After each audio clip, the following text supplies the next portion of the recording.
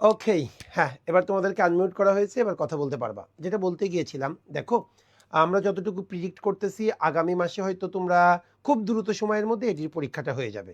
এছাড়াও তোমার আগামী সপ্তাহের শুক্রবারে বা 3 তারিখে আর কি তোমাদের ক্যাশ অফিসারের পরীক্ষাটাও হয়ে যাচ্ছে, হ্যাঁ। সো এটার উপরে বেস করে বিশেষ করে বাংলাদেশ ব্যাংকের এডিকে টার্গেট করে আমরা একটা ক্রাশ প্রোগ্রাম চালু করেছি। টার্নিং পয়েন্ট জব এইড সর্বদাই সিনিয়র অফিসার এবং বাংলাদেশ ব্যাংকের এডি মূলত এই দুইটার আগে আমরা একটা ক্রাশ প্রোগ্রাম রান করি। ক্র্যাশ প্রোগ্রামের মূল বিষয়টা কি, যে ধরো তোমরা এর আগে অনেক কিছু পড়েছো, এখন পরীক্ষার মনে করো 15 দিন সময় বাকি আছে বা 20 দিন সময় বাকি আছে।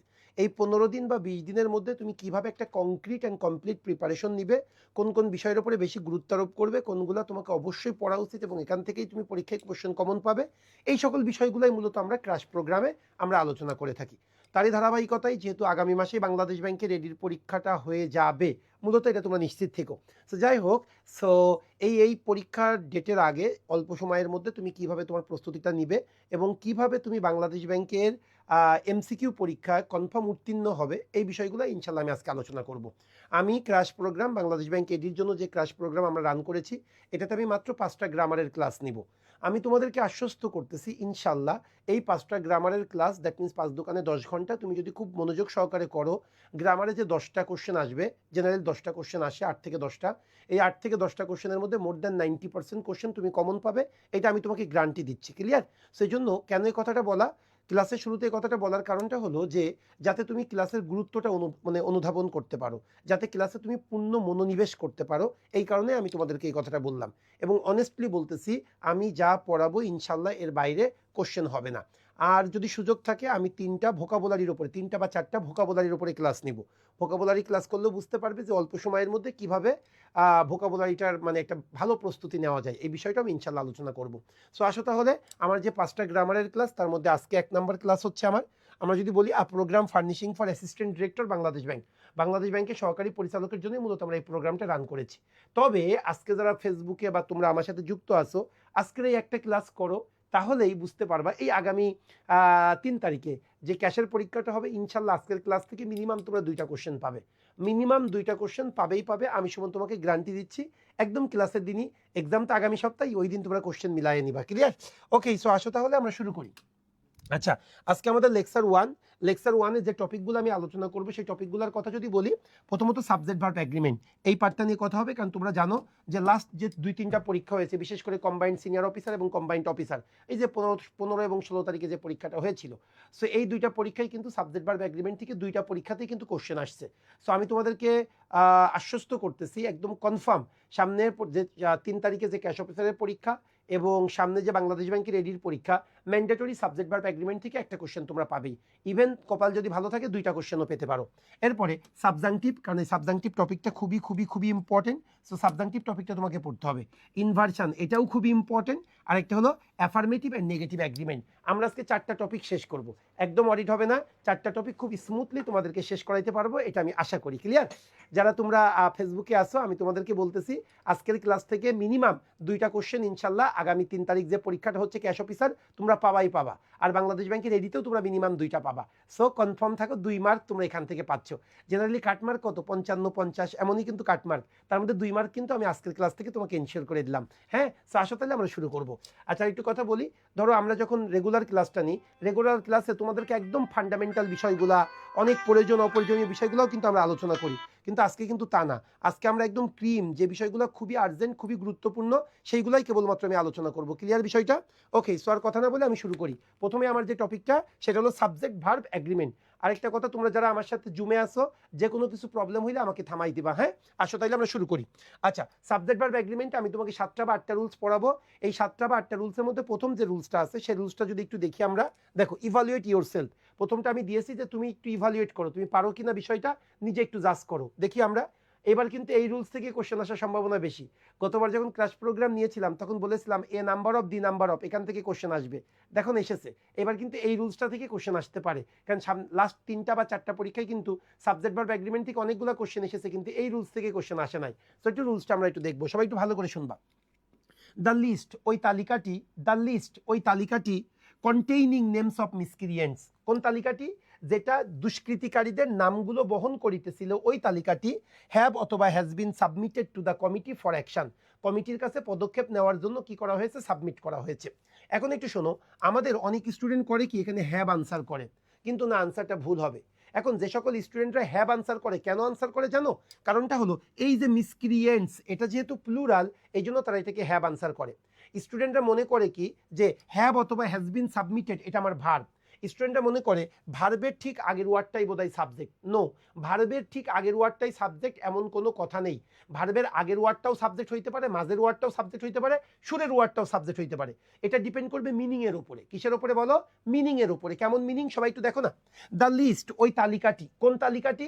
যে তালিকাটি বহন করিতেছিল নামগুলো, কাদের নামগুলো? দুষ্কৃতিকারীদের। তাহলে দুষ্কৃতিকারীদের নামগুলো বহনকৃত তালিকাটি জমা দেওয়া হয়েছে। তাহলে ভাই কোন জিনিসটা জমা দেওয়া হয়েছে? দুষ্কৃতিকারীদের? নো, দুষ্কৃতিকারীদের জমা দেওয়া হয়নি।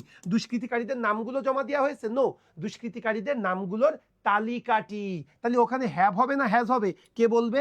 লিস্ট বলবে, তালিকা।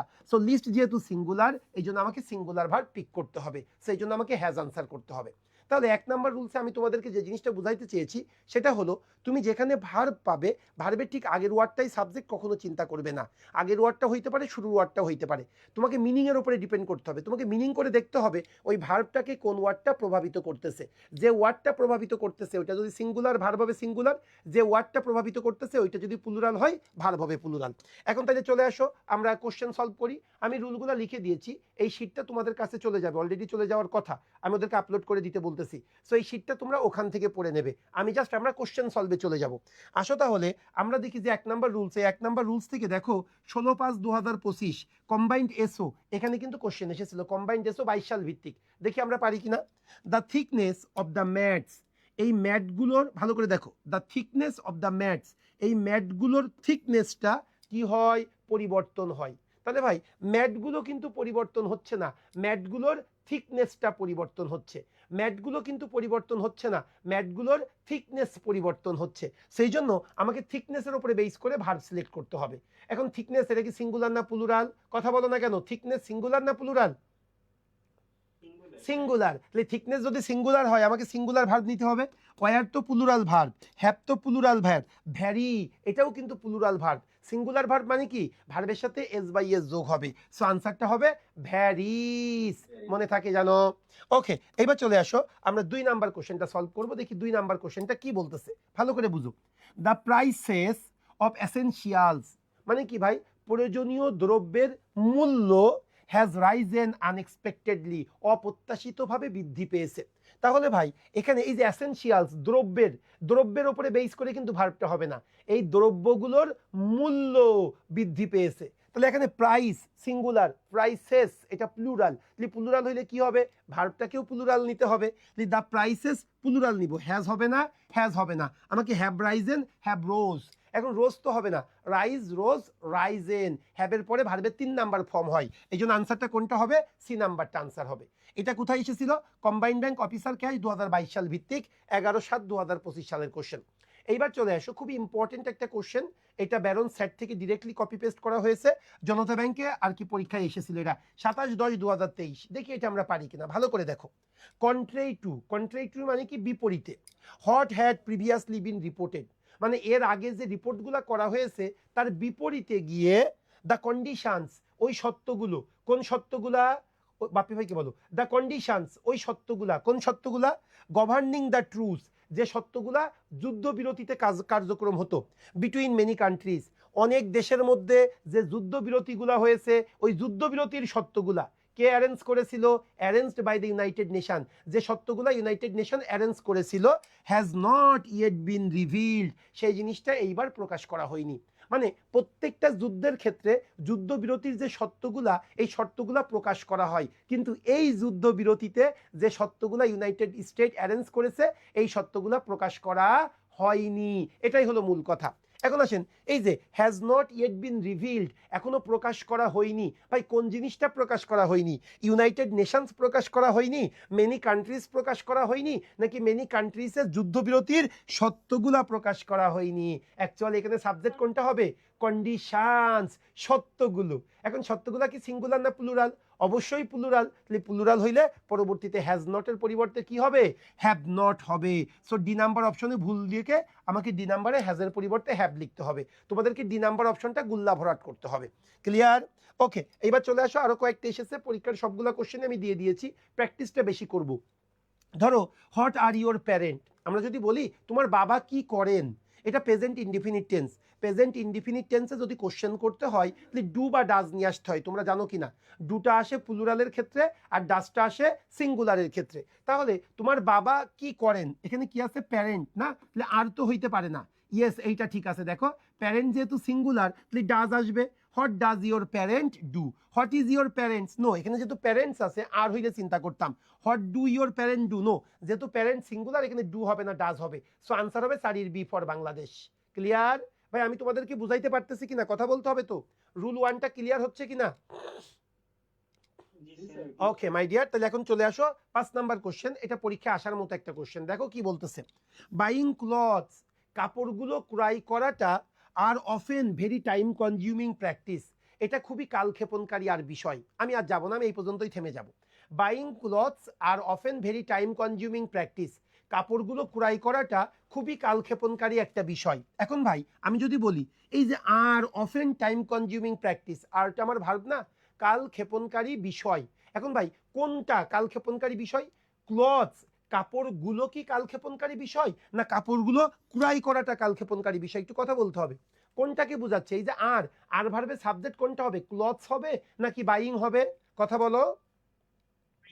বাইং হবে, কারণ কাপড়গুলো তো কালক্ষেপণকারী হইতে পারে না, কাপড়গুলো ক্রয় করাটা হলো কালক্ষেপণকারী বিষয়, এখানে বাইং এর উপরে ডিপেন্ড করতেছে। এখন বাইং মনে রাখবা ভার্বের সাথে আইএনজি অথবা টু প্লাস ভার্বের ওয়ান, যখন সাবজেক্ট হয় তখন ভার্ব অবশ্যই সিঙ্গুলার হবে। দ্যাট মিনস জিরান্ড এবং ইনফিনিটিভ বাক্যের সাবজেক্ট হিসাবে ব্যবহার হইলে ভার্বটা কি হবে, সিঙ্গুলার হবে। সো আর এর পরিবর্তে কি হবে, ইজ হবে। এখানে ক্লথস না, এখানে বাইংটা হলো আমার মূল সাবজেক্ট। ক্লিয়ার বিষয়টা? সো এটা গেল আমার রুল ওয়ান।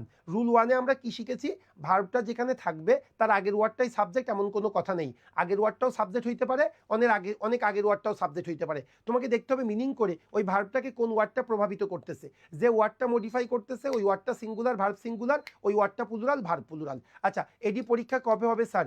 আগামী মাসেই হয়ে যাচ্ছে, মাঝামাঝিতে মাথায় রাখবা। আচ্ছা কখন শুরু হয়েছে? কেবলমাত্র শুরু হয়েছে। আচ্ছা ওয়ালাইকুম আসসালাম। আমি আবারও বলতেছি, যারা আগামী সপ্তাহে 3 তারিখে পরীক্ষা দিচ্ছ ক্যাশ অফিসার, আজকের ক্লাস থেকে 2 মার্ক পাবাই পাবা, বাংলাদেশ ব্যাংকের রেডিতেও 2 মার্ক পাবা। সো আমাদের রুল ওয়ান হয়ে গেল সাবজেক্ট ভার্ব এগ্রিমেন্টের। এবার আসো রুল টু জিনিসটা কি, আমি যদি একবারে বলি তোমাদেরকে, এটা আর দেখাচ্ছি না, আমি একবারে চলে যাচ্ছি রুল টু। আচ্ছা রুল টুটা একটু ভালো করে বলি, একটু ভালো করে শুনবা, কারণ এটা থেকে হরহামেশাই কোশ্চেন হয়, তারপরে তোমরা ভুল করো, এটা ভেরি আনফর্চুনেট। আমার স্টুডেন্টের এটা তো মুখস্থ হয়ে যাওয়ার কথা, এই রুল দেখলে তো বমি আসার কথা, আমি এতবার বলছি, মাথায় রাখবা। সেইটা কি সেটা একটু বলি তোমাদেরকে, একটু ক্লাসটা অনেকের কাছে রিপিট হচ্ছে, হইলেও তোমরা একটু পুরো ক্লাসটা দেখো, পরবর্তীতে অনেক নতুন কিছু পাবে। সো একটু দেখো, যদি একটু বলি আমাদের রুল টুটা কি। রুল টুর আওতায় আমরা দুইটা জিনিস পড়বো, সেই দুইটা জিনিস কি একটু বলি তোমাদেরকে। As well as, with, along with, together with, accompanied by, in addition to, including. মনে রাখবা, as well as, with, along with, together with, accompanied by, accompanied with, in addition to আর ইনক্লুডিং, এইগুলা দিয়ে যদি দুইটা নাউন বা pronoun যুক্ত হয়, তাহলে পরবর্তী যে ভার্বটা আছে না, এই ভার্বটা কার উপরে বেস করে হবে, প্রত্যেকের জানা, এই ভার্বটা হবে শুরুতে যে নাউন বা প্রোনাউন আছে তার উপরে বেস করে। তাহলে যদি দুইটা word as well as, with, along with, together with এগুলো দ্বারা যুক্ত হয়, তাহলে পরবর্তী ভার্বটা কোনটার উপরে বেস করে হবে, পূর্বেরটার উপরে বেস করে হবে। আরেকটা কথা একটু ভালো করে মনে রাখবা ভাই, not only but also. Clear?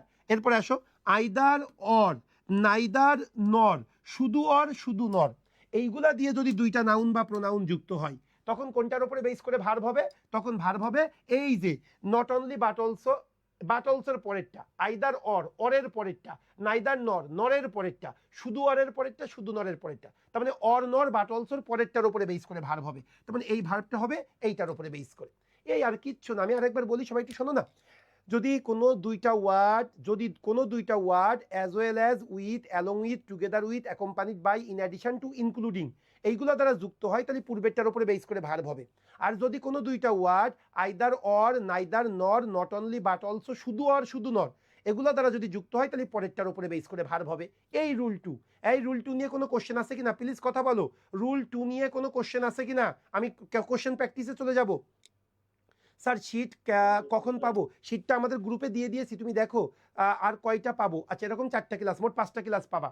Okay my dear, তাহলে এখন চলে আসো, আমরা কোশ্চেন সলভে চলে যাব। দেখো না, এই যে 16/5/2026, এই যে গত মাসে যে অফিসার জেনারেলের পরীক্ষাটা হয়েছে, এই যে গত মাসে যে সিনিয়র অফিসার, দুইটাতেই কিন্তু রুলস থেকে কোশ্চেন এসেছে।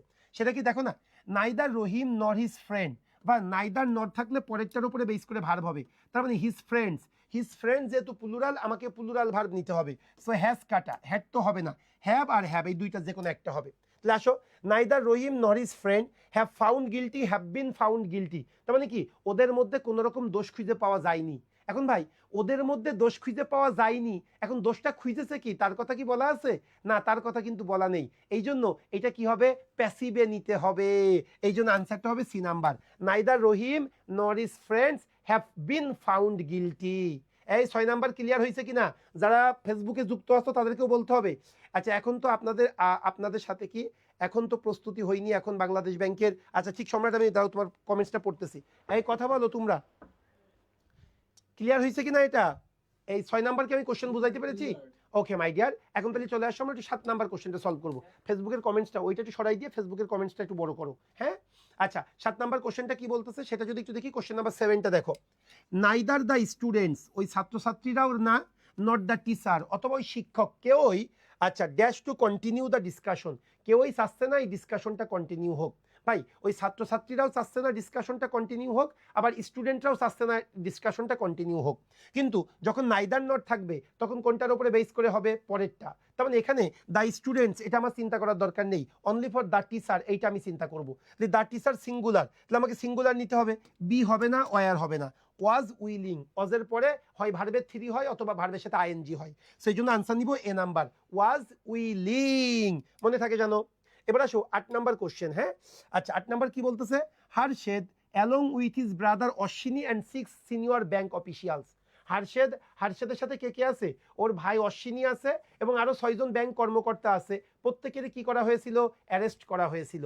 এখন চিন্তা করলে হবে না, হারশেদ একজন, ওর ভাই অশ্বিনী একজন, 6 জন ব্যাংক কর্মকর্তা, 8 জনকে অ্যারেস্ট করা হয়েছিল। নো, যখন অ্যালং উইথ কথাটি থাকবে, পরে যাই থাকুক না কেন আগেরটার উপরে বেস করে ভার্ব হবে, শুধু হারশেদের উপরে বেস করে ভার্ব হবে। এখন হারশেদটা কি, হারশেদ সিঙ্গুলার, এই জন্য একজন, এই জন্য ওয়ারের পরিবর্তে কি হবে, ওয়াজ হবে। ডি নাম্বার অপশনটা আনসার হবে। কোন নাম্বার অপশনটা আনসার হবে, ডি নাম্বার অপশনটা আনসার হবে।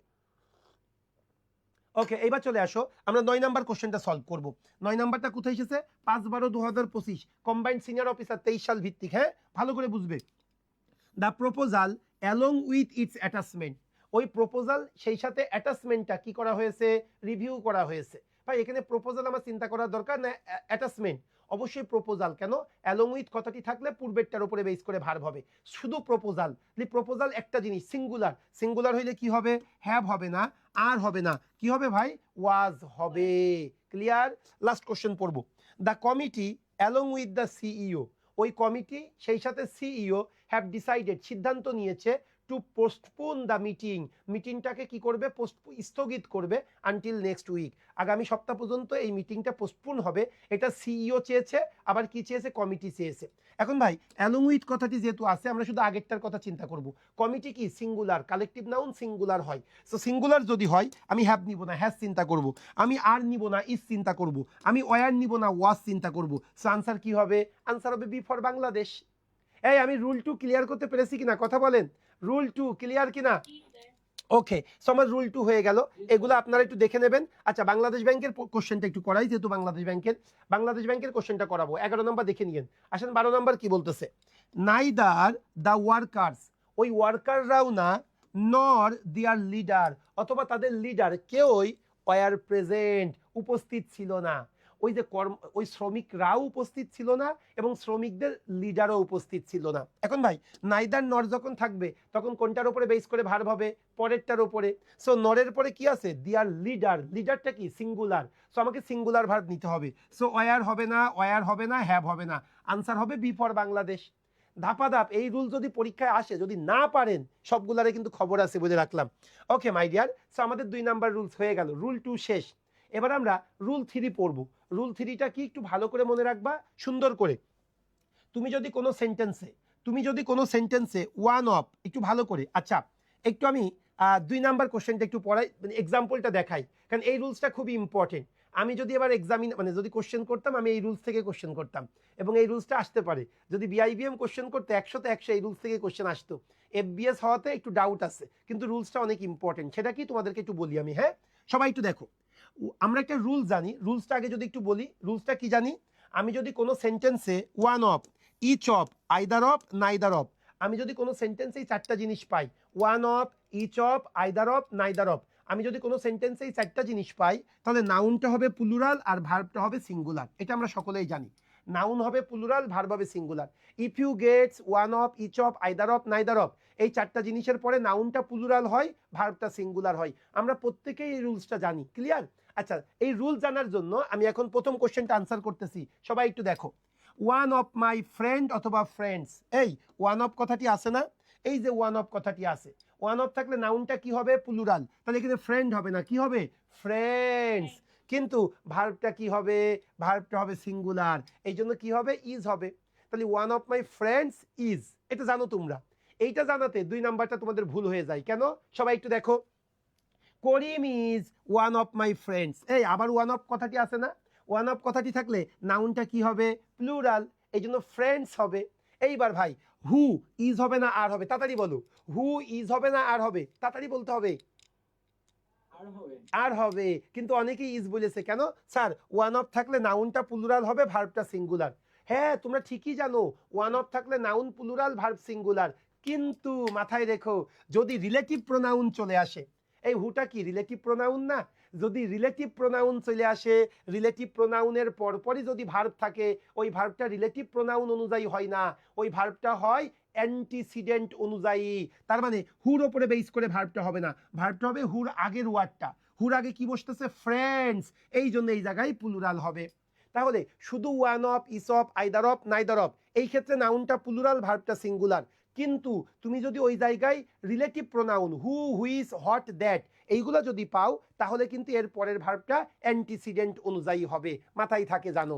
ওকে, সো এই দুইটা আমি ক্লিয়ার করতে পেরেছি কিনা একটু বলবা, যারা জুমে আমার সাথে জুমে আসো বা যারা ফেসবুকে আসো, এই টপিকটা ক্লিয়ার কিনা?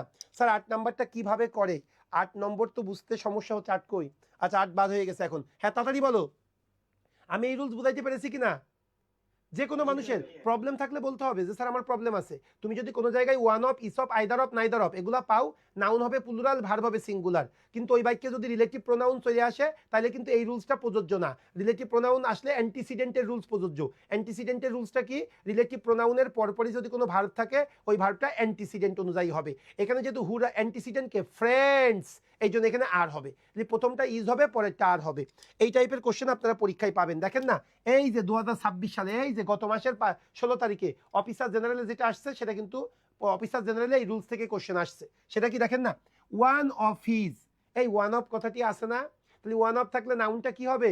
নাউনটা হবে প্লুরাল। তাহলে ওয়ান অফ হিজ ফিল্ম হবে না, এখানে ফিল্ম হবে না। ইয়েস, ফিল্মস, ফিল্মস, ঠিক আছে। ওয়ান অফ হিজ ফিল্মস, নাউনটা প্লুরাল। এবার ভার্বটা কি হবে? সিঙ্গুলার। সো হ্যাভ তো কখনোই সিঙ্গুলার ভার্ব হইতে পারে না, এই জন্য আনসার কি হবে? B number. One of his films won the award, অতীতের কথা বলেছে, তার ওই ফিল্মগুলোর একটা অ্যাওয়ার্ড জিতেছিল। এবার আসো 14 নাম্বার কোশ্চেনটা কি বলতেছে, ভালো করে বুঝবে। ইচ অফ দ্য স্টুডেন্টস, এই যে each of the students as well as the teacher, students এবং সেই সাথে শিক্ষকরা ড্যাশ রিকোয়ার্ড, তাদের প্রয়োজন ছিল অ্যাটেন্ড দ্য সেমিনার, সেমিনারে জয়েন করা প্রয়োজন ছিল। এখন ভাই অ্যাজ ওয়েল অ্যাজ থাকলে আগেরটা, আগে কি আছে? Each of, one of, each of, either of, neither of, noun plural, students, ভার্বটা কি হবে? ভার্বটা হবে সিঙ্গুলার।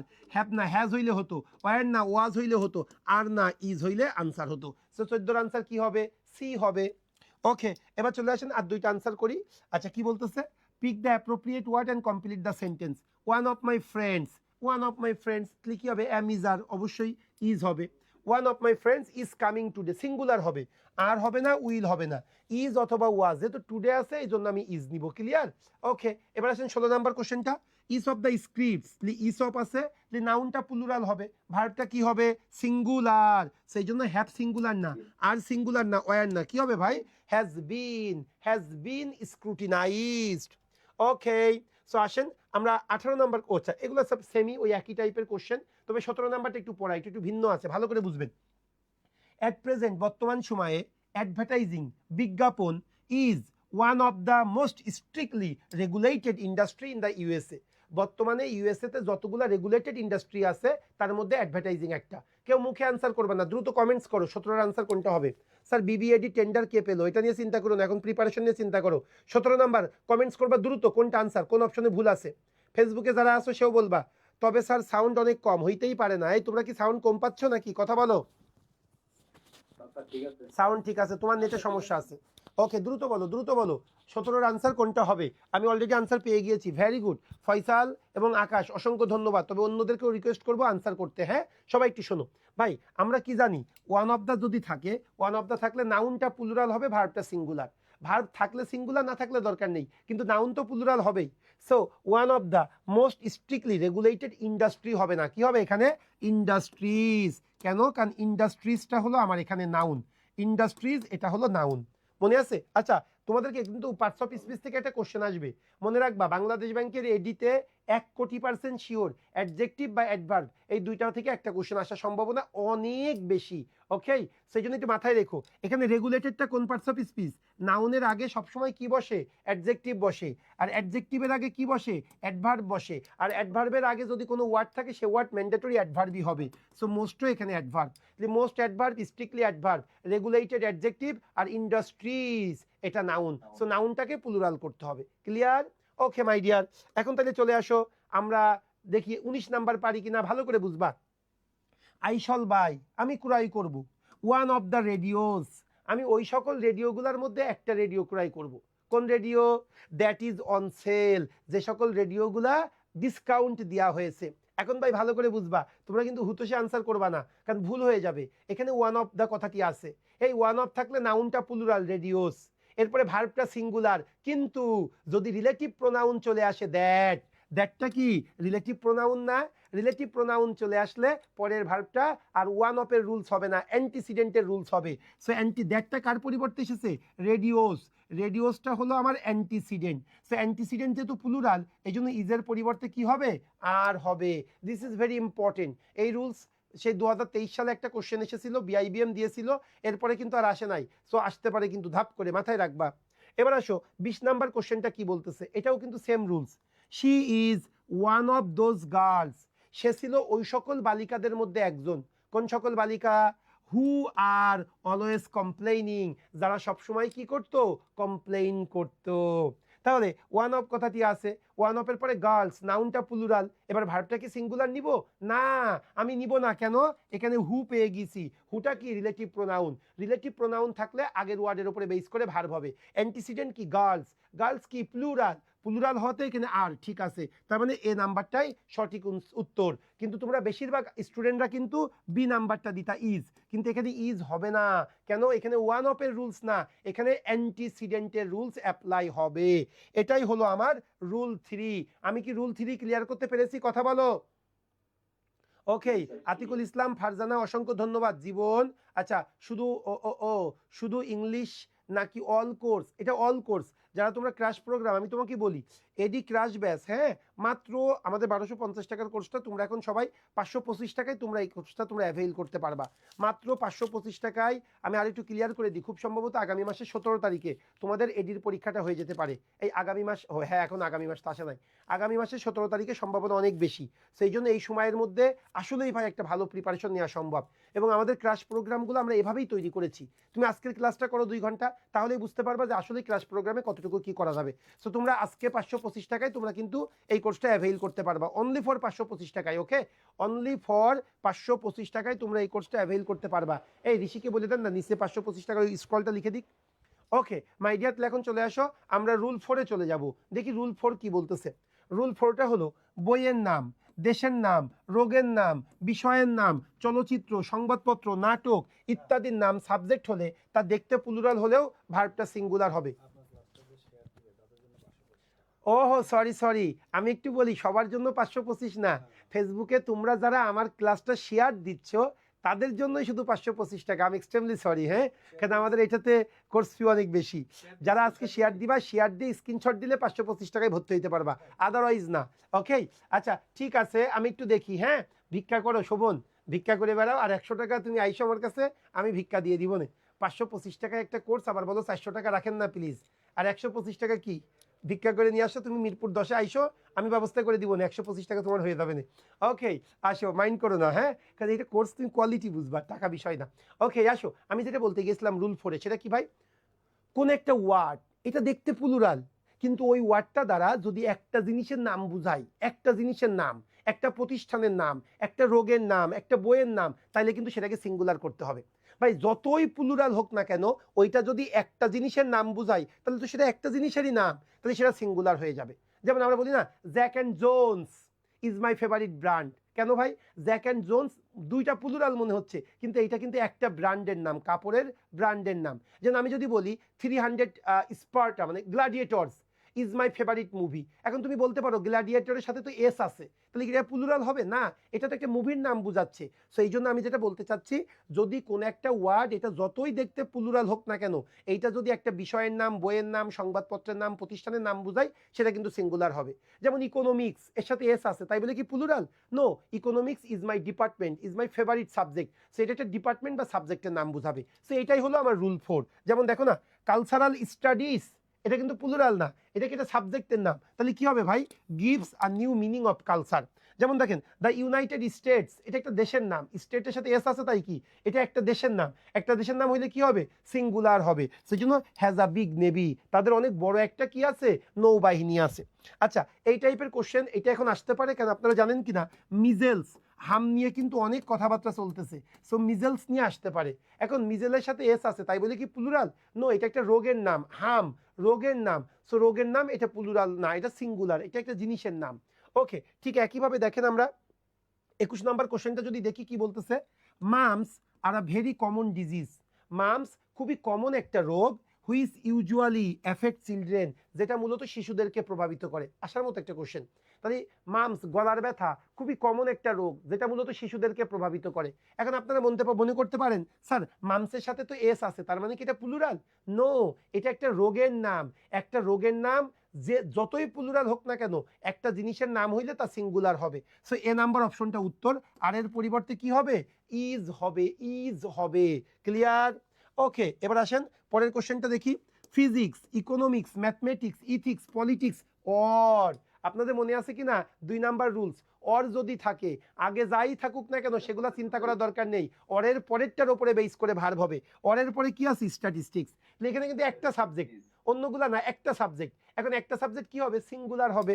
সো আর এর পরিবর্তে ইজ হবে, এটা সঠিক না। এইডস, মিজেলস, অর মামস, আবার একই কথা, অর আছে আগেরটা বাদ, শুধু মামস চিন্তা করব। মামস একটা রোগ, একটা রোগ হইলে আর এর পরিবর্তে কি হবে, ইজ হবে। দ্য নিউজ, মনে রাখবা নিউজ সর্বদাই সিঙ্গুলার, নিউজ সর্বদাই সিঙ্গুলার, সো আর এর পরিবর্তে ইজ হবে। D number, Tom and Jerry is a famous cartoon. এখন আপনি মনে করতে পারেন টম অ্যান্ড জেরি তো প্লুরাল, নো, এটা একটা কার্টুনের নাম, এই জন্য এটা কি হবে, সিঙ্গুলার। সো এই ছিল আমাদের রুল 4। হ্যাঁ, এবার আসো রুল 5 যদি বলি, রুল 5টা কি, তোমরা একটা জিনিস মনে রাখবা, তুমি যদি কোনো সেন্টেন্সের শুরুতে, তুমি যদি কোনো সেন্টেন্সের শুরুতে ফ্র্যাকশন, আর একটা হলো পার্সেন্টেজ, ফ্র্যাকশন আর একটা কি ভাই, পার্সেন্টেজ, পার্সেন্টেজ, হ্যাঁ, পার্সেন্টেজ।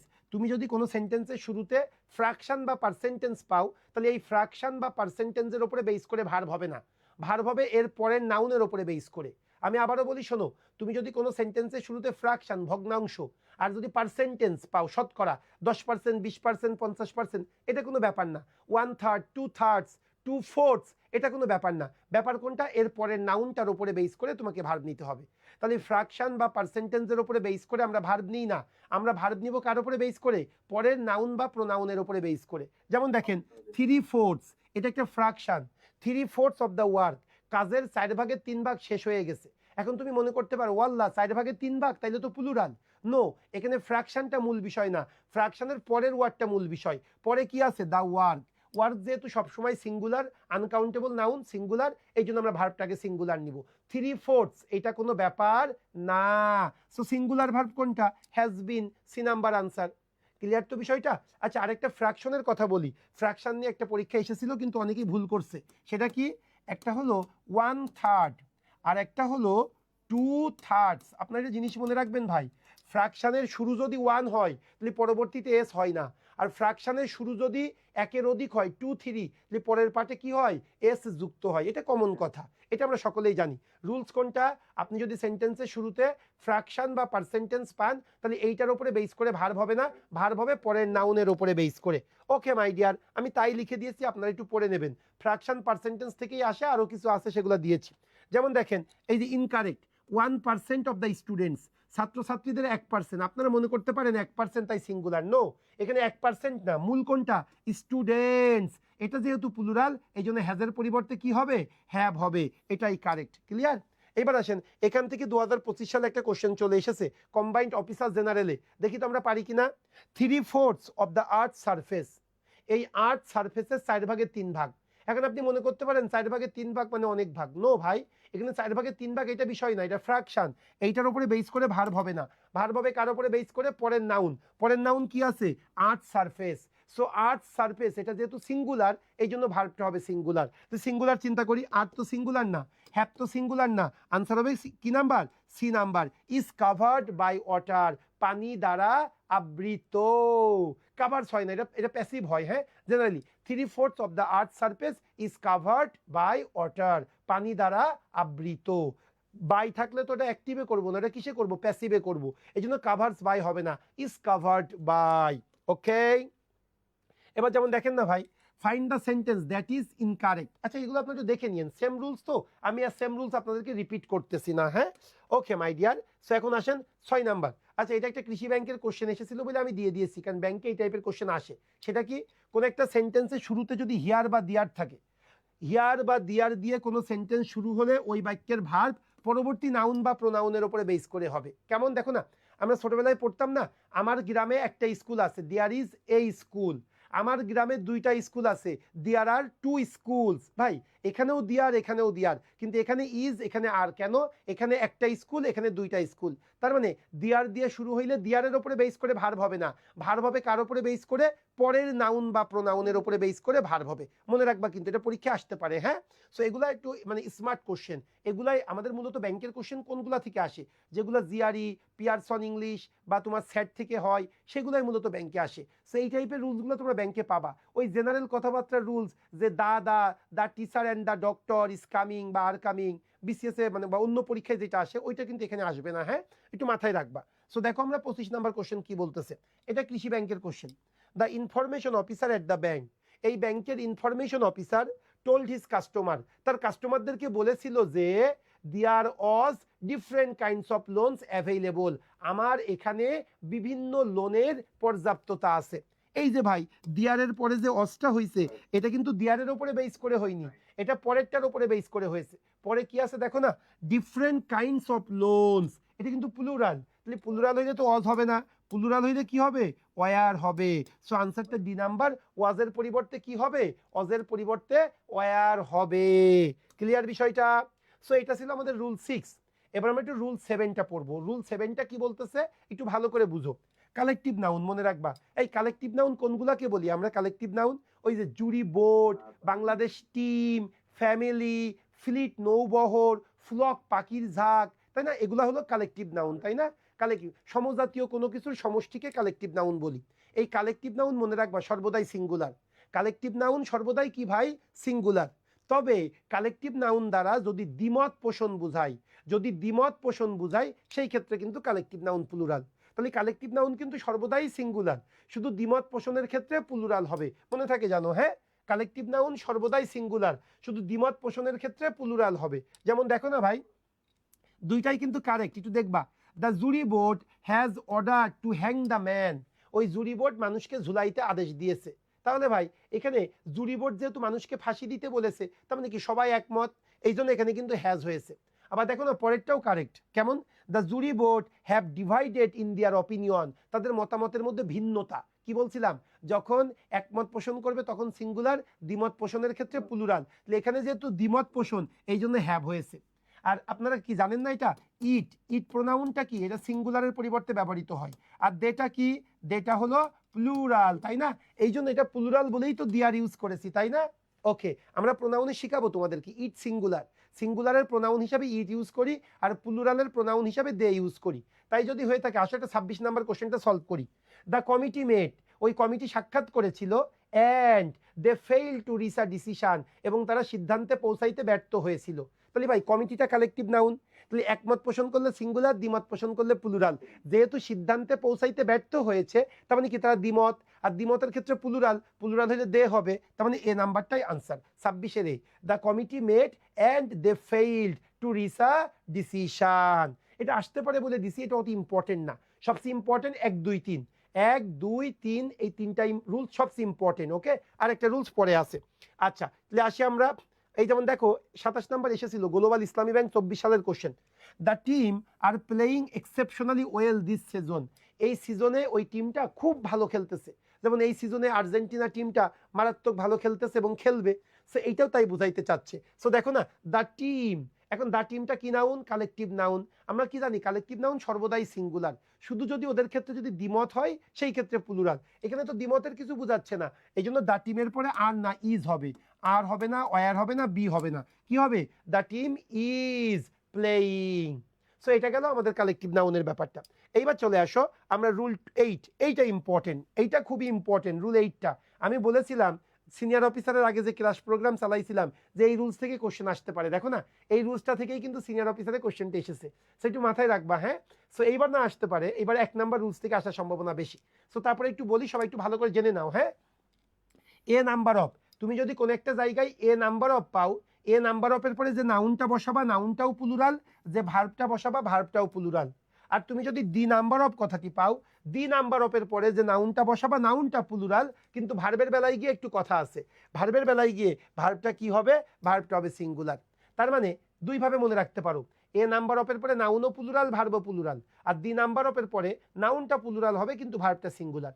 আবার এভাবে মনে রাখতে পারো, A number of the number of দুইটার পরেই নাউনটা প্লুরাল, কিন্তু ভার্বের বেলায় কি হবে? A number of plural verb গ্রহণ করবে, the number of singular verb গ্রহণ করবে। তোমরা যেটা মনে রাখতে পারো। ক্লিয়ার তো সবাই? কিন্তু মনে রাখতে হবে, this is very important rules. Okay, so আসো তাইলে আমরা একটু দেখি পারি কিনা। এই যে দেখো কম্বাইন্ড ব্যাংক সিনিয়র অফিসার 15/5/2026, এই যে গত মাসে যে 15 তারিখে যে সিনিয়র অফিসার এই কোশ্চেনটা কিন্তু এসেছিল। এ নাম্বার অফ স্টুডেন্টস, এই এ নাম্বার অফ আছে না, এ নাম্বার অফের পরে নাউনও প্লুরাল, ভার্বটাও কি হবে? কথা বলো না কেন? ভার্বটাও প্লুরাল হবে। But the number of student absentees, এই দি নাম্বার অফের বেলায় কি হবে? নাউন প্লুরাল, কিন্তু ভার্বটা কি হবে? সিঙ্গুলার হবে। তাহলে প্রথম ভার্বটা হবে প্লুরাল, দ্বিতীয় ভার্বটা হবে সিঙ্গুলার। প্রথম ভার্বটা প্লুরাল, শুধু প্রথমটা চিন্তা করো। প্লুরাল মানে ওয়াজ হবে না, প্লুরাল মানে ইজ হবে না, প্লুরাল মানে হ্যাজ হবে না, ব্যাস একটা চিন্তা করলেই তো হয়ে যায়। তাহলে A number of plural verb were absent, the number of singular verb was small. Clear?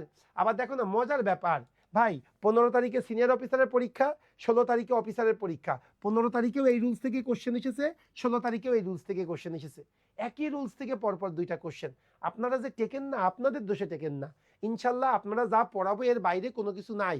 আমি আবারও বলবো, আপনারা যদি কেউ এডি ব্যাচে ভর্তি হইতে চান, জাস্ট এটা একটু শেয়ার দিয়ে স্ক্রিনশট দিয়ে বাপ্পি ভাইয়ের সাথে যোগাযোগ করেন, আপনারা কিন্তু ভর্তি হইতে পারবেন। হ্যাঁ, 01896224210, 01896224210। ওকে বাপ্পি দাস, আপনারা যোগাযোগ করলে 525 টাকায় ভর্তি হতে পারবেন। এবার আসেন, দি number of schools in this area, এই এরিয়াতে স্কুলের সংখ্যা দিনে দিনে বাড়তেছে। তাহলে ভাই দি নাম্বার আছে না, দি নাম্বার থাকলে নাউনটা প্লুরাল স্কুলস, এরপরে ভার্বটা কি হবে? ভার্বটা হবে সিঙ্গুলার। তাহলে আর হবে না, এ নাম্বার বাদ, আবার ডি নাম্বারও বাদ। আনসার সি আর মানে বি আর সি, বি আর সির মধ্যে যে কোনো একটা। বি থেকে আছে ইজ ইনক্রিজেস, এই ইজের পরে কখনো ইনক্রিজেস হয় না ইনক্রিজিং হয়? কথা বলে না কেন? Is increasing. সো আনসারটা হবে সি ফর চিটাগং। শেষ। ওকে, সো এই গেল আমার A number of the number of. দেখো না ভাই, কম্বাইন্ড এসও 2023 সাল ভিত্তিক এসেছে, জনতা ব্যাংক আরসি 2022 সাল ভিত্তিক, একই টাইপের কোশ্চেন। সো এইগুলো তোমরা একটু শিখবে। হ্যাঁ, সো আমি আর এটা পড়াচ্ছি না। ওকে, রুল 9, রুল 9 এটাই আমাদের শেষ রুলস সাবজেক্ট ভার্ব এগ্রিমেন্টে, একটু ভালো করে মাথায় রাখবা।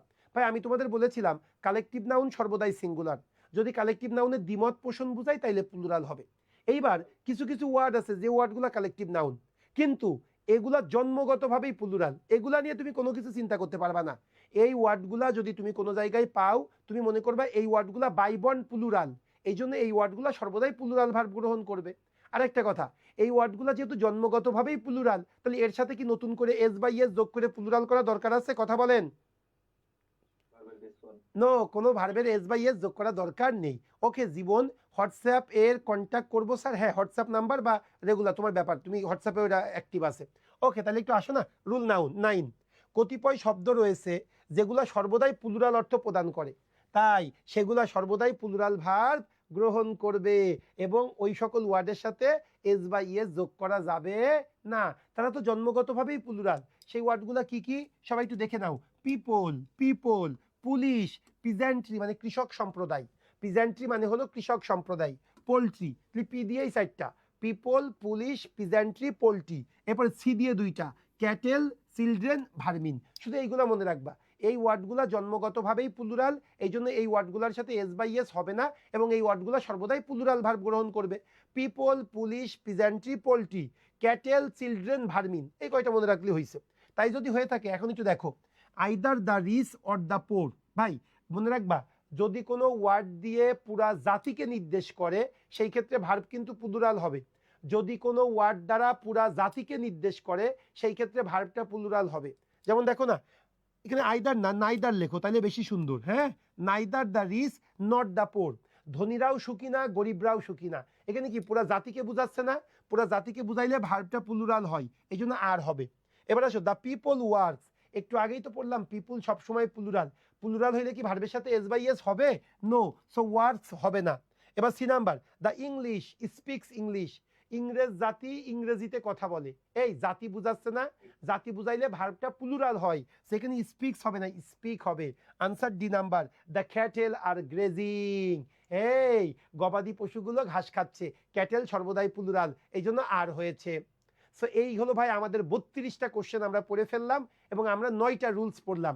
সাবজেক্ট ভার্ব এগ্রিমেন্ট, ইনশাল্লাহ এই 9টা রুলসের বাইরে কোনো কোশ্চেন আসবে না। প্লিজ একটু কমেন্টস মানে আপনার একটু কথা বলেন, এই 9টা রুলস আমি ক্লিয়ার করতে পেরেছি কিনা সাবজেক্ট ভার্ব এগ্রিমেন্টের, তাহলে আমি পরের রুলসে চলে যাব। সবাই ক্লিয়ার কিনা subject verb agreement? Okay my dear, আমার পরে আস্থা রাখো। সুমন ইনশাল্লাহ তোমাদেরকে আশ্বস্ত করতেছে এই 9টা রুলস একটু ভালো করে পড়ো, ইনশাল্লাহ খুব ভালো করতে পারবা। বাংলাদেশের যে কোনো কম্পিটিটিভ এক্সাম তুমি এই আমার ক্লাসগুলো যে 5টা ক্লাস নিব, এই 5টা ক্লাস করবা, গ্রামারে মোর দ্যান 90% ইনশাল্লাহ 10-এ 10 পাবা, 10-এ 8-এর কম কেউ নামাইতে পারবে না 10-এর মধ্যে, যদি 10টা গ্রামার আসে। ওকে ভাই, ইনশাল্লাহ একটু ভালো করে। আর যে শিটগুলো তোমাদেরকে ভোকাবুলারির জন্য দিয়েছি ঠাটা মুখস্থ করে ফেলো।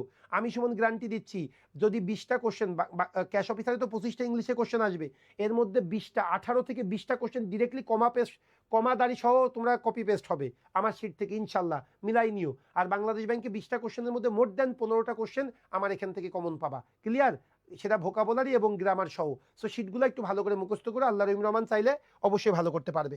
এইবার চলে আসো, আমি তোমাদের দ্বিতীয় রুলসে চলে আসছি। দ্বিতীয় টপিকটা কি ছিল? আমাদের তো আজকে 4টা topic. 1 number subject verb agreement, দ্বিতীয় যে টপিকটা সেটা হলো সাবজাংটিভ। এই সাবজাংটিভ জিনিসটা কি সেটা একটু দেখবো। আর তোমরা জানো কিনা বর্তমানে যেমন দেখো না, কিছু বিভিন্ন সময় বিভিন্ন ট্রেন্ড চলে, যেমন এখন একটা ট্রেন্ড চলতেছে কি ঢিলা ঢালা প্যান্ট।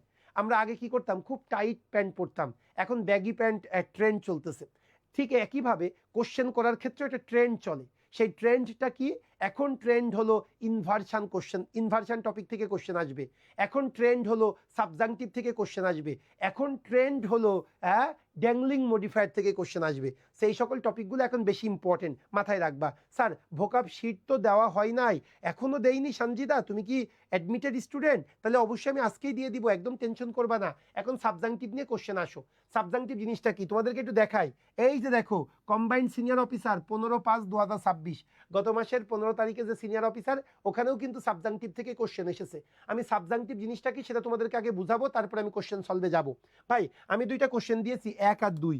1 আর 2টা একটু পড়ো, তাহলে বুঝতে পারবা। 1 নাম্বার কি বলতেছে, the doctor suggest his patient that, ওই ডক্টর তার রুগীকে উপদেশ দেয় যে হি শুড অ্যাভয়েড স্মোকিং, তার ধূমপান ত্যাগ করা উচিত। তাহলে ডক্টর রুগীকে উপদেশ দেয় যে তার ধূমপান ত্যাগ করা উচিত। আর 2 নাম্বার দেখো, the doctor suggest his patient that, doctor রুগীকে উপদেশ দেয় যে হি অ্যাভয়েড স্মোকিং, সে ধূমপান ত্যাগ করো। তাহলে কি হলো ভাই, প্রথমটা ডক্টর রুগীকে উপদেশ দেয় যে তার ধূমপান ত্যাগ করা উচিত, আর 2 নাম্বার ডক্টর রুগীকে উপদেশ দেয় যে সে ধূমপান ত্যাগ করো। আরো একটা বড় ব্যাপার আছে, এই আমরা কি হির পরে গো লিখি না গোজ লিখি, কথা বলবেন। হির পরে কি গো লিখি না গোজ? আমরা হির পরে ভার্বের সাথে এস বাই এস যুক্ত করি প্রেজেন্ট ইনডিফিনিট টেন্সে। ঠিক একইভাবে এখানে হির পরে তাইলে অ্যাভয়েড হওয়ার কথা না অ্যাভয়েডস হওয়ার কথা, কথা বলেন। অ্যাভয়েডস হওয়ার কথা। বোন একটু মিনিং দেখো, মিনিংটা এ নাম্বারটা কত সুন্দর। ডক্টর রুগীকে উপদেশ দিয়েছিল যে তার ধূমপান ত্যাগ করা উচিত, আর 2 নাম্বার ডক্টর রুগীকে উপদেশ দেয় যে সে ধূমপান ত্যাগ করো। অ্যাকচুয়ালি যদি মিনিং এর কথা চিন্তা করো তাহলে কিন্তু 1 নাম্বারটা ঠিক। আবার যদি গ্রামারের কথাও চিন্তা করো, হির পরে তো অ্যাভয়েড হবে না, হির পরে তো অ্যাভয়েডস হবে, সেই দিক থেকেও 1 নাম্বার ঠিক। কিন্তু না ভাই, 1 নাম্বারটাই ভুল, আনসার হবে 2 নাম্বারটা। আনসার কোনটা? 1 নাম্বারটা ভুল, আনসার 2 নাম্বার সঠিক। ও মা, কেমন কথা! আমি একটু আগে বললাম যে ভাই গ্রামারের ভুল আছে, তারপরেও কেন 2 নাম্বারটা সঠিক? এর কারণটা কি জানেন? এর কারণটাই হলো সাবজাংটিভ। সাবজাংটিভ আমাদের কি বলে একটু ভালো করে শুনবেন। আপনি যদি কোনো একটা জায়গায় সাজেস্ট কথাটি পান, সাবজাংটিভ আমাদের কি বলতেছে ভালো করে শুনেন। আপনি যদি কোনো একটা জায়গায় সাজেস্ট কথাটি পান, তাহলে আপনি দেখবেন সাজেস্টের পরে দ্যাট কথাটি আছে কিনা। ইয়েস, আমি সাজেস্টের পরে দ্যাট কথাটি পাইছি। এইবার মনে রাখবেন, আপনি যদি সাজেস্টের পরে দ্যাট কথাটি পান তাহলে সাবজাংটিভের রুলস অ্যাপ্লাই হবে, অন্যথায় হবে না। তুমি সাবজাংটিভ কি বলতেছে? শুধু সাজেস্ট পাইলেই হবে না, সাজেস্টের পরে দ্যাট কথাটি থাকতে হবে। যদি সাজেস্টের পরে দ্যাট কথাটি থাকে তাহলে সাবজাংটিভের রুলস। সাবজাংটিভের রুলসটা কি? দ্যাটের পরে শুধুমাত্র আমাদেরকে সাবজেক্ট লিখতে হবে, আর এরপরে ভার্বের বেস ফর্ম লিখতে হবে। সাবজেক্ট প্লাস ভার্বের বেস ফর্ম। আমি এখানে কোনো auxiliary verb am, is, are, was, were ভার্বের 2 নাম্বার লিখতে পারবো না, এমনকি ভার্বের সাথে এস বা ইএসও যোগ করতে পারবো না, শুধুমাত্র ভার্বের বেস ফর্ম বসাইতে হবে। তাহলে আগে সাবজাংটিভ শিওর হইতে হবে। সাবজাংটিভ কি? সাবজাংটিভটা হলো আমাকে সাজেস্ট কথাটি থাকা লাগবে, সাজেস্টের পরে কি থাকা লাগবে? দ্যাট। এইবার আমি দেখব দ্যাটের পরে শুধু আমি সাবজেক্ট বসাবো, তারপরে ভার্বের বেস ফর্ম বসাবো। এই আমি সাবজাংটিভ ক্লিয়ার করতে পেরেছি কিনা, কথা বলেন। ওকে, এইবার আমি একটু ভেঙে কাশি, তাইলে একটু বেশি ভালো করে আর কি বলি। সেটা কি? আমি একটু রুলসটা তোমাদেরকে লিখে দিয়েছি, সবাই একটু দেখবা ভালো করে। এই যে দেখো, আপনি যদি কোনো জায়গায় সাবজাংটিভ পান, আমি একটু ক্লিয়ার করে দিচ্ছি আপনাকে। আপনি যদি কোনো জায়গায় সাবজাংটিভ ওয়ার্ড পান, সাবজাংটিভ ওয়ার্ডস অনেকগুলো আছে, আমি কয়েকটা বলবো ইম্পর্টেন্ট। আপনি যদি কোনো একটা জায়গায় সাবজাংটিভ ওয়ার্ডস পান, তাইলেই কিন্তু সাবজাংটিভ হবে না। এরপরে কি থাকা লাগবে? এরপরে দ্যাট থাকা লাগবে। যদি আপনি কোনো জায়গায় সাবজাংটিভ ওয়ার্ডস পান, তারপরে যদি আপনি দ্যাট কথাটি পান, তাইলে সাবজাংটিভ হবে। এইবার আপনাকে দেখতে হবে দ্যাটের পরের অংশটা অ্যাক্টিভে নাকি প্যাসিভে। দ্যাটের পরের অংশটা যদি অ্যাক্টিভে থাকে তাহলে কি হবে জানেন? সাবজেক্ট প্লাস ভার্বের বেস ফর্ম। সাবজেক্ট প্লাস ভার্বের কি বলেছি বলেন না? ভার্বের বেস ফর্ম। কখন? যদি দ্যাটের পরে অ্যাক্টিভ থাকে। আর যদি দ্যাটের পরে প্যাসিভ থাকে তখন কি হবে? অবজেক্টকে সাবজেক্ট বানাবো প্লাস বিইবি প্লাস ভার্বের 3। এটা কখন হবে? এটা প্যাসিভের ক্ষেত্রে হবে। তাহলে আপনাকে at first you have to identify the subjunctive word. যদি আপনি সাবজাংটিভ ওয়ার্ড পান তাইলেও কিন্তু সাবজাংটিভ হবে না, এরপরে আপনাকে দ্যাট দেখতে হবে। যদি দ্যাট থাকে এরপরে দেখবেন পরের বাক্যটা অ্যাক্টিভে নাকি প্যাসিভে। পরের বাক্যটা যদি অ্যাক্টিভ থাকে তাহলে সাবজেক্ট প্লাস ভার্বের বেস ফর্ম, আর পরের বাক্যটা যদি প্যাসিভ থাকে তাহলে অবজেক্ট প্লাস বিইবি প্লাস ভার্বের 3 নাম্বার ফর্ম। এইটা হলো সাবজাংটিভের মূল কথা। আমি ক্লিয়ার করতে পেরেছি কিনা তাই বলেন। ক্লিয়ার করতে পেরেছি কিনা তাই বলেন। এই যে দেখেন আমি তাই লিখে দিয়েছি, subjunctive word any tense. Subjunctive word যে কোনো টেন্সে থাকতে পারে। সাবজাংটিভ ওয়ার্ড এনি টেন্স, এরপরে দ্যাট থাকতেই হবে। যদি দ্যাট থাকে এর পরের অংশটা যদি অ্যাক্টিভ হয়, অ্যাক্টিভ সেন্টেন্সের বেলায় সাবজেক্ট প্লাস ভার্বের বেস ফর্ম, আর প্যাসিভ সেন্টেন্সের বেলায় অবজেক্ট প্লাস বিইবি প্লাস ভার্বের 3 নাম্বার ফর্ম। এখন আপনি বলতে পারেন স্যার আপনি তো বারবার বলতেছেন সাবজাংটিভ ওয়ার্ড, সেই সাবজাংটিভ ওয়ার্ড কোনগুলা? সেই ওয়ার্ডগুলো একটু আমি আপনাকে এখন বলে দিব, সেইগুলাই শুধু মনে রাখবেন, আর বেশি মনে রাখা দরকার নেই। সাবজাংটিভ ওয়ার্ড কোনগুলা জানেন? ওই যে যেগুলো আর কি আপনার ওই যে আমরা বলি না আদেশ, উপদেশ, অনুরোধ, নিষেধ, ইম্পারেটিভ ওয়ার্ড, ইম্পারেটিভ সেন্টেন্স, ওই ওয়ার্ডগুলা। ওয়ার্ডগুলা কি কি একটু দেখেন না? Advice, propose, request, require, require, command, order, demand, insist, urge, prefer, এরপরে কি ভাই? সাজেস্ট ইত্যাদি। এই সকল ওয়ার্ডগুলোকে আপনি সাবজাংটিভ ওয়ার্ড বলবেন ভার্বের ক্ষেত্রে। কিছু কিছু অ্যাডজেক্টিভ আছে, কেমন? Essential, crucial, important, urgent. আর 2টা নাউন আছে, সেটা কি? রিকোয়ারমেন্ট আর নেসেসিটি আর ল। এগুলো মুখস্থ করলেই হবে। তাহলে আপনি যদি কোনো একটা জায়গায় advice, suggest, insist, require, demand, এইগুলা যদি পান, এরপরে কি ইম্পর্টেন্ট, নেসেসারি, এসেনশিয়াল, আর ল, আর রিকোয়ারমেন্ট, আর নেসেসিটি, আপনি যদি এই সকল ওয়ার্ডগুলো পান, আপনি দেখবেন এগুলার পরে দ্যাট আছে কিনা। দ্যাটের পরে দেখবেন বাক্যটা অ্যাক্টিভ, তাহলে সাবজেক্ট প্লাস ভার্বের বেস ফর্ম। আর দ্যাটের পরে যদি দেখেন বাক্যটা প্যাসিভ, তাহলে অবজেক্ট প্লাস বিইবি প্লাস ভার্বের 3 নাম্বার ফর্ম, এছাড়া কিচ্ছু না। এই হলো আমার সাবজাংটিভ। তবে সাবজাংটিভে অনেকগুলো ওয়ার্ড আছে, তবে একটা ওয়ার্ড ঘোরায় ফিরায় আসে, সেই ওয়ার্ডটা কি ইনসিস্ট। সেই ওয়ার্ডটা কি ইনসিস্ট। দুইটা ওয়ার্ড মুখস্থ করবেন, একটা হলো ইনসিস্ট আর একটা হলো আর্স। একটা হলো ইনসিস্ট আর একটা কি ভাই, আর্স। এই দুইটা ওয়ার্ড যদি পান, এরপর আপনি দ্যাট খুঁজবেন। ইম্পর্টেন্টও আসে, নেসেসারি, ওগুলো পড়বেন, কিন্তু এগুলা থেকেই বেশি আসে।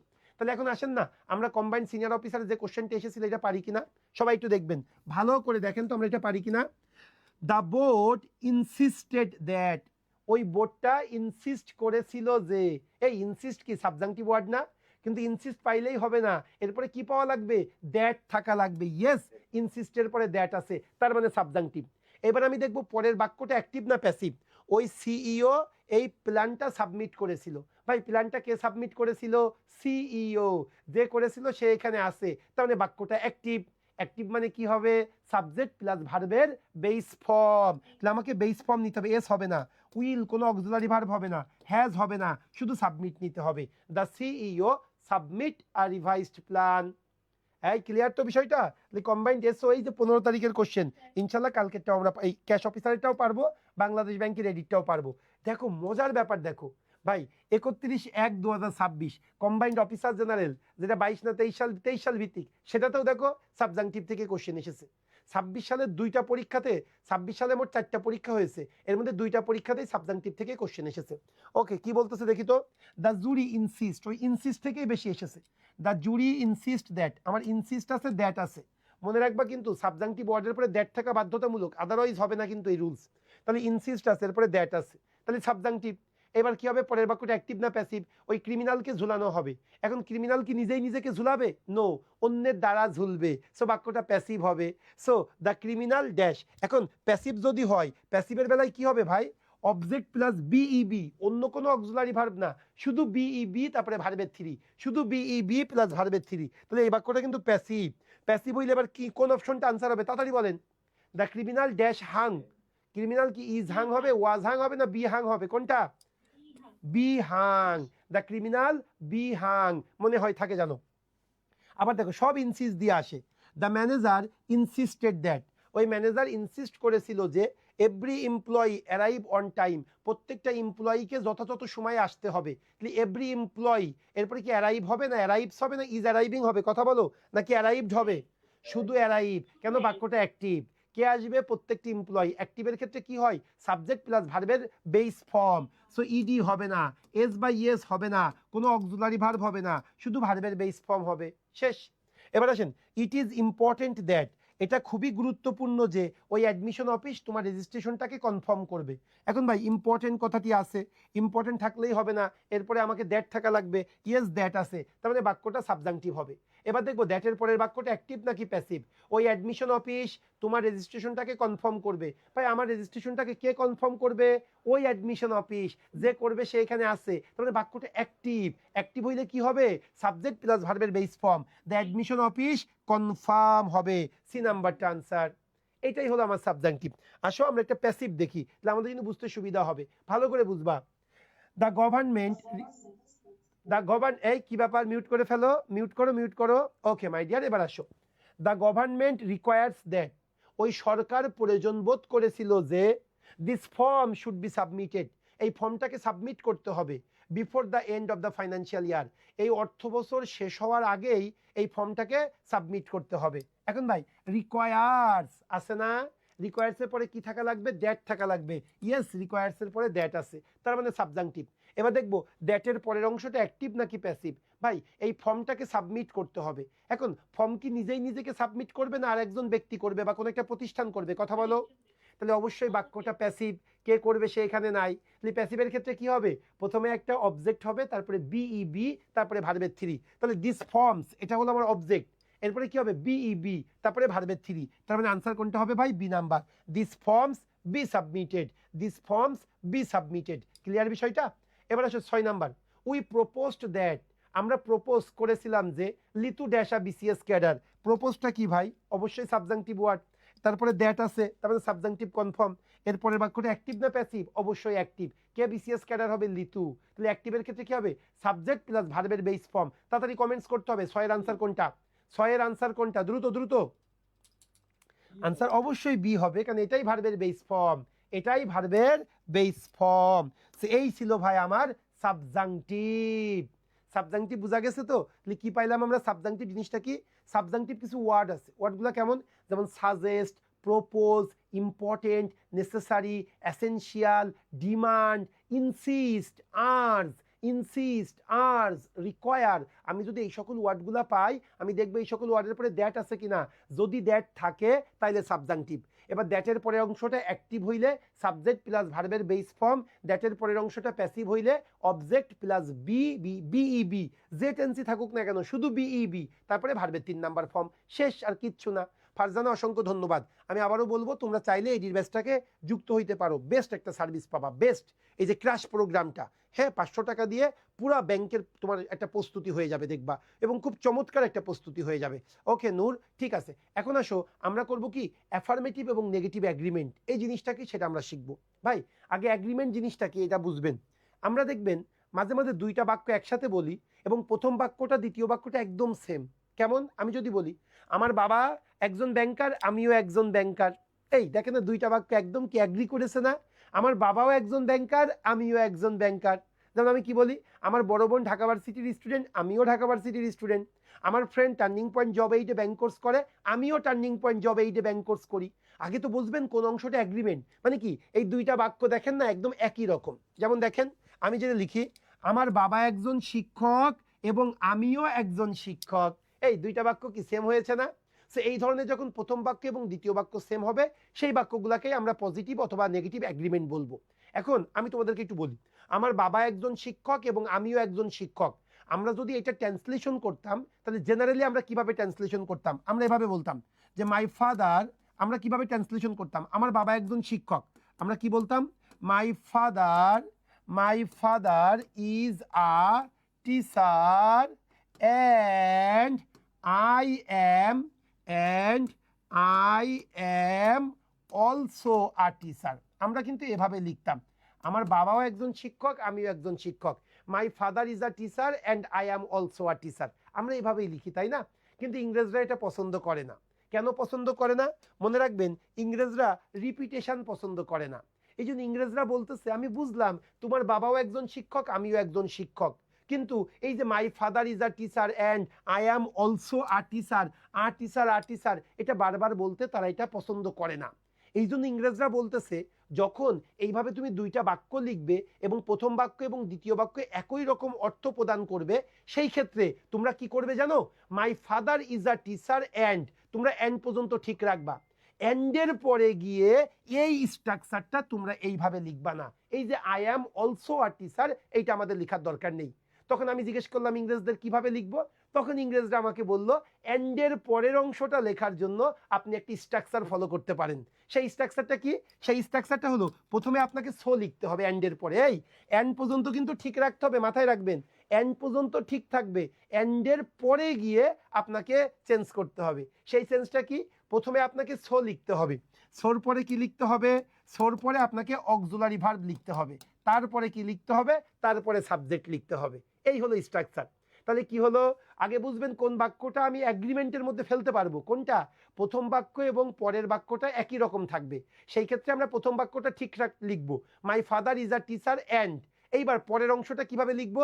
প্রথমে সো লিখবো, তারপরে অক্সিলারি ভার্ব লিখবো, তারপরে সাবজেক্ট লিখবো। তাই যদি হয়ে থাকে আপনাদের মধ্য থেকে একজন বলেন এই অংশ পরে আমরা বাক্যটা কিভাবে লিখবো, তাড়াতাড়ি আনমিউট করে কথা বলেন। মাই father is a teacher and so, আপনি অ্যান্ড পর্যন্ত লিখতে হবে, অ্যান্ড সো অ্যাম আই। তাহলে I am also a teacher এটা লিখা যাবে না, কি লিখতে হবে? And so am I, so am I, মানে কি প্রথমে সো, তারপরে অক্সিলারি ভার্ব, তারপরে সাবজেক্ট। আচ্ছা, ইংরেজরা আরো একভাবে লিখতে পারে, বলে আরো একভাবে লিখতে পারো, সেটা কিভাবে? প্রথমেই সাবজেক্ট লিখবা, সাবজেক্টের পরে অক্সিলারি ভার্ব লিখবা, অক্সিলারি ভার্ব, তারপরে কি লিখবা জানো? টু লিখবা অথবা অলসো লিখবা, এই দুইটার যে কোনো একটি স্ট্রাকচার। হয় সো অক্সিলারি ভার্ব সাবজেক্ট অথবা সাবজেক্ট অক্সিলারি ভার্ব টু অথবা অলসো। তাহলে কি হবে? মাই father is a teacher and so am I, অথবা এন্ডের পরে কি লিখতে পারি?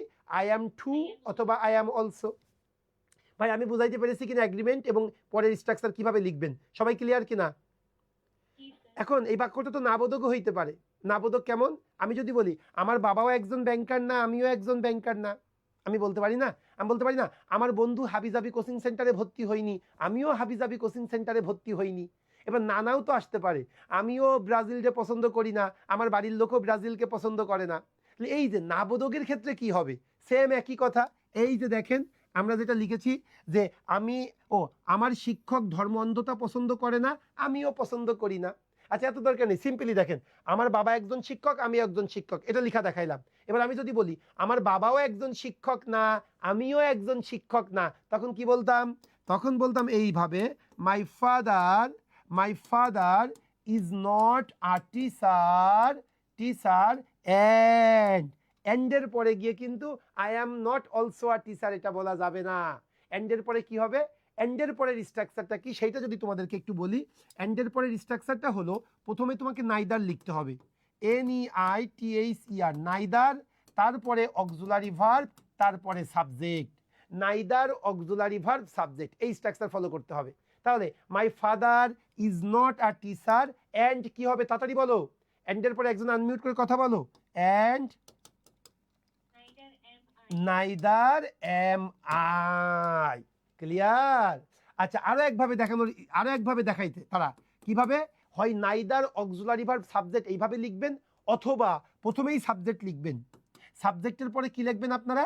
অক্সিলারি ভার্ব লিখবেন, অক্সিলারি ভার্ব, তারপরে একটা নট লিখবেন, তারপরে আপনি আইদার লিখবেন। এই দুইটার যে কোনো একটা, হয় নাইদার অক্সিলারি ভার্ব সাবজেক্ট অথবা subject auxiliary verb not either. আমি সুন্দর মতো আপনাদের যে শীট দিয়েছি সেই শীটে সুন্দর মতো আমি বলে দিয়েছি, কিন্তু একদম এইটাই লিখে দিয়েছি। তারপর আরেকবার পড়াই আপনাদেরকে, শোনেন। অ্যান্ড দ্বারা যুক্ত দুটি সেন্টেন্সের ক্ষেত্রে যদি দ্বিতীয় সেন্টেন্সটি প্রথম সেন্টেন্সের সাথে অ্যাগ্রি করে, সেই ক্ষেত্রে দ্বিতীয় সেন্টেন্সের স্ট্রাকচার কি হবে? অ্যাফার্মেটিভ বাক্যের জন্য স্ট্রাকচারটা কি? এন্ডের পরের স্ট্রাকচার, প্রথমে সাবজেক্ট, তারপরে অক্সিলারি ভার্ব, তারপরে টু বা অলসো, অথবা সো তারপরে অক্সিলারি ভার্ব, তারপরে সাবজেক্ট, এই দুইটার যে কোনো একটা। আর নাবোধকের জন্য কি হবে? Subject auxiliary verb not either, আর শুরুতে যদি নাইদার লেখেন তখন কি হবে? নাইদার অক্সিলারি ভার্ব সাবজেক্ট, এই দুইটা হবে আমার অক্সিলারি ভার্ব। ক্লিয়ার বিষয়টা তো? স্ট্রাকচার, এন্ডের পরের স্ট্রাকচার, এন্ডের পরে আমাকে এই দুইটা স্ট্রাকচার ফলো করতে হবে। একটু বলেন আমি অ্যাফার্মেটিভ এবং নেগেটিভ এগ্রিমেন্ট আপনাদেরকে বুঝাইতে পেরেছি কিনা, তাড়াতাড়ি বলতে হবে। ওকে মাই ডিয়ার, তাই যদি বুঝাইতে পারি, এইবার আসো তাইলে এই অ্যাফার্মেটিভ এবং নেগেটিভ এগ্রিমেন্ট থেকে কিন্তু 24 সালে লাস্ট কোশ্চেন এসেছে। সো 25-26 ধাপ করে কিন্তু একটা দিয়ে দিতে পারে। কেন? FBS কোশ্চেন করলে দেখবেন ওদের কোশ্চেনে ওই টাইপের গ্রামার রুলসই বেশি আসে যেগুলো তারা সি ইউনিটের পরীক্ষায় দেয়, Dhaka varsity C unit. So C ইউনিটের পরীক্ষায় অ্যাগ্রিমেন্ট থেকে কিন্তু গত বছর কোশ্চেন এসেছে। সো এই জন্য আমি এইটা অ্যাগ্রিমেন্টটা আমি প্রথম লেকচার শিটে এনেছি। ক্লিয়ার বিষয়টা? কারণ আজকে যে 4টা টপিক, এই 4টা টপিক ক্রিম টপিক। সো এই টপিকগুলো আপনাকে খুব ভালো করে মাথায় রাখতে হবে। হ্যাঁ, সো আসো কি বলতে চাচ্ছে সেটা একটু দেখবো। Find the correct option to complete the sentence. She did not know the answer. ভাই সে না আনসারটা জানে না, আমিও জানি না, সেও আনসার জানে না, আমিও আনসার জানি না। আগে বলেন বাক্যটা অ্যাগ্রি করেছে কিনা, কথা বলেন। সেও আনসার জানে না, আমিও আনসার জানি না, সো বাক্যটা অ্যাগ্রি করেছে। সে অ্যাগ্রি যদি করে, এই বাক্যটা হ্যাবোধক না নাবোধক? অবশ্যই নাবোধক। নাবোধক হইলে পরের অংশে কি হবে? দুইটা। সেটা কি? প্রথমে নাইদার আসবে, তারপরে কি আসবে? অক্সিলারি ভার্ব আসবে, তারপরে কি আসবে? সাবজেক্ট আসবে। অথবা প্রথমে যদি সাবজেক্ট আনি তারপরে নট হবে, তারপরে subject auxiliary verb not either, যে কোনো একটা। এখন আসেন বাক্যটা নাবোধক, তারা কি করেছে? প্রথমে আই দিয়েছে, ওকে রাখলাম আমি আইটা আমার সাবজেক্ট, তারপরে অক্সিলারি ভার্ব নট আইদার হবে, কিন্তু তারা শেষে নাইদার লিখে ফেলেছে। সাবজেক্ট যদি আগে নিয়ে আসি তখন তো আইদার লিখতে হবে, সেখানেও নাইদার হবে না। এইবার আসেন নাইদার যদি শুরুতে আনি হবে, তারপরে অক্সিলারি ভার্ব, তারপরে সাবজেক্ট। এই যে দেখেন নাইদার ডিড আই, এটাই ঠিক আছে। এই আই ডিড না ডিড আই, আগে অক্সিলারি ভার্ব না আগে সাবজেক্ট, কথা বলেন। আগে অক্সিলারি ভার্ব। Very good. তাহলে এখন চলে আসেন আমরা 2 নাম্বার কোশ্চেনটা সলভ করব সাবজেক্ট অ্যাফার্মেটিভ এবং নেগেটিভ এগ্রিমেন্টের। কি বলতেছে? Florida has not yet ratified the equal right amendment. ভাই ফ্লোরিডা একটা অঙ্গরাজ্য, হ্যাজ নট ইয়েট র্যাটিফাই, এখনো সত্যায়ন করে নাই, দ্য ইকুয়াল রাইট অ্যামেন্ডমেন্ট, সম অধিকারের যে আইনটা আছে এই আইন এখনো ফ্লোরিডা অ্যাকসেপ্ট করে নাই। এই কারণে several other states has not either, অন্যান্য স্টেটগুলাও অ্যাকসেপ্ট করে নাই। ভাই ফ্লোরিডাও সম আইন মানে সম অধিকারের আইনটাকে অ্যাকসেপ্ট করে নাই, অন্যরাও অ্যাকসেপ্ট করে নাই। তাহলে কি অ্যাগ্রি করেছে না? তাহলে এন্ডের পরের অংশটা কি হবে? এই যে এন্ডের পরে প্রথমে সেভারেল আদার স্টেটস, এটা সাবজেক্ট, সো এটা যদি সাবজেক্ট হয় এরপরে অক্সিলারি ভার্ব, তারপরে নট, তারপরে কি হবে? আইদার। ওকে ঠিক আছে তো ভাই, several other states has not either. কিন্তু একটা কথা আছে, সেভারেল আদার স্টেটস, এই যে আমার এটা কি সিঙ্গুলার না প্লুরাল? কথা বলে না কেন? সেভারেল আদার স্টেটস প্লুরাল, তা প্লুরাল হইলে আমি কি হ্যাজ নট নিব না হ্যাভ নট নিব? কথা বলেন। তাহলে এখানে হ্যাজ সব বাদ হয়ে যাবে। এইবার আমি দেখি সি নাম্বার, সাম আদার স্টেটস অলসো, না ভাই আমি তো অলসো নিতে পারবো না। এই যে ডি নাম্বার, নাইদার আসবে, তারপরে অক্সিলারি ভার্ব আসবে, তারপরে সাবজেক্ট আসবে। Neither have several other states. এই অ্যাফার্মেটিভ এবং নেগেটিভ ক্লিয়ার কিনা মাই ডিয়ার? একদম ট্রান্সপারেন্ট থাকতে হবে। এবার আসেন 3 নাম্বার, দেখি পারি কিনা। Neptune is an extremely cold planet, Neptune খুবই ঠান্ডা একটা প্ল্যানেট, ইউরেনাসও ঠান্ডা প্ল্যানেট। এই দুইটা কি মিল হয়েছে না? নেপচুনও ঠান্ডা প্ল্যানেট, ইউরেনাসও ঠান্ডা প্ল্যানেট, তার মানে ঠিক আছে এটা। তাহলে আপনারা বলেন 3 নাম্বারে আনসার কোনটা হবে? 3 নাম্বারে আনসার কোনটা হবে? তাড়াতাড়ি বলতে হবে। নেপচুনও ঠান্ডা প্ল্যানেট, ইউরেনাসও ঠান্ডা প্ল্যানেট। একজন অলরেডি বলে ফেলেছে ডি, এটা কি এই কোশ্চেনের উত্তর? ডি কিনা আমি বুঝি না। ও সি, ওমর সি নাম্বার বললো। ওকে দেখি। আচ্ছা যারা আমি বলি তোমরা যারা ফেসবুকে আসো বা এখানে যারা যুক্ত হয়েছো, আমি বলবো আজকের ক্লাস মানে তোমরা বাংলাদেশ ব্যাংকের এডির ক্লাসটা, ক্লাসের যে ক্লাসটা আছে এটা করো, খুব উপকার পাবা। এটা মাত্র 500 সামথিং টাকা, এটা কোনো ব্যাপারই না। ওকে ভেরি গুড, সবাই C yes. So is Uranus, কেন? আগেরটা তো অ্যামিজার আছে, সো পরেও আমরা অ্যামিজারের যে কোনো একটা নিব। So is Uranus. আবার আসেন পরেরটা, my friend does not like fish, আমার বন্ধু মাছ পছন্দ করে না, আমিও করি না, আমিও করি না। ইয়েস সারির বি হবে, নাইদার ডু আই। কেন? Does not like, present indefinite, so পরেরটাও আমরা প্রেজেন্ট ইনডিফিনিট করব। হয়ে গেল তাহলে আমাদের অ্যাফার্মেটিভ অ্যান্ড নেগেটিভ অ্যাগ্রিমেন্ট। একটু কথা বলে নি, এই যে পরবর্তীতে যে অক্সিলারি ভার্ব বসাবা, কোন অক্সিলারি ভার্ব? আগের বাক্যটা যে টেন্সে আছে, আমি কিন্তু বলিনি আগের বাক্যে যে অক্সিলারি ভার্ব আছে, আগের বাক্যটা যে টেন্স, যদি প্রেজেন্ট পারফেক্ট হয় হ্যাঁ বা হ্যাজ হবে, যদি প্রেজেন্ট কন্টিনিউয়াস হয় অ্যাম ইজ আর হবে, যদি প্রেজেন্ট ইনডিফিনিট হয় ডু বা ডাজ হবে, যদি প্রেজেন্ট পারফেক্ট কন্টিনিউয়াস টেন্স হয় হ্যাভ বিন অথবা হ্যাজ বিন হবে। সো এটা আগের বাক্য যে টেন্স, সেই টেন্সের অক্সিলারি ভার্ব বসাবা। আসো তাইলে আমাদের লাস্ট আজকের টপিক, সেটা হলো ইনভার্সন বা নেগেটিভ এমপ্যাসিস। তার মানে ভাই আমরা যদি কোনো সেন্টেন্সকে একটু গুরুত্ব দিয়ে বলতে চাই, জোর দিয়ে বলতে চাই, তাহলে আমরা ইনভার্সন বা নেগেটিভ এমপ্যাসিস ব্যবহার করি। আমি তো প্রাইভেট ব্যাচে ভর্তি আছি, এখন ক্র্যাশ ব্যাচে ভর্তি হওয়া লাগবে? প্রাইভেট, হ্যাঁ ভর্তি হওয়াও, কারণ ক্র্যাশ ব্যাচটা একদম আলাদা। ক্র্যাশ ব্যাচটা হলো 15 দিনের মধ্যে বা 20 দিনের মধ্যে ব্যাংকের প্রস্তুতি কিভাবে নিতে হয়, এটা একটা পূর্ণাঙ্গ ধারণা পাবা, এবং কিছু হট তোমরা ক্লাস পাবা, কিছু হট তোমরা লেকচার শিট পাবা, যেগুলো তোমাদের জন্য খুবই কাজে দেবে। আচ্ছা ইনভার্সন জিনিসটা কি সেটা আমি তোমাদেরকে বলি, সবাই একটু ভালো করে বুঝবা। তুমি যদি কোনো সেন্টেন্সের শুরুতে, কোনো সেন্টেন্সের শুরুতে যদি, ভালো করে মনে রাখবা, কোনো, আমি আবার বলি শোনো, কোনো সেন্টেন্সের শুরুতে যদি যে নেগেটিভ ওয়ার্ডগুলো আছে, নেগেটিভ কোনগুলা? হার্ডলি, হার্ডলি, এরপরে কি আছে? স্কেয়ারসলি, স্কেয়ারসলি, তারপরে কি আছে? Rarely, barely, seldom, no sooner, never, not until. Last word খুবই ইম্পর্টেন্ট কিন্তু, নট আনটিল। তুমি যদি কোনো সেন্টেন্সের শুরুতে, এই ভালো করে মাথায় রাখবা কিন্তু, কোনো সেন্টেন্সের শুরুতে থাকতে, অন্য জায়গায় না। আমরা যদি কোনো সেন্টেন্সের শুরুতে hardly, scarcely, rarely, barely, seldom, no sooner, never, not until, আর দুইটা জিনিস আছে একটু ভিন্ন। সেটা কি? দেখো এগুলো সব কিন্তু নেগেটিভ ওয়ার্ড, এগুলো সব নেগেটিভ ওয়ার্ড, আর দুইটা আছে সেটা ভিন্ন। সেটা কি?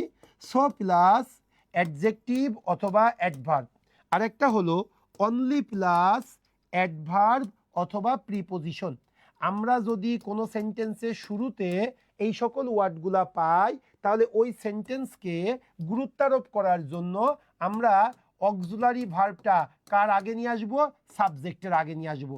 এটাকেই আমরা কি বলি? ইনভার্সন বলি।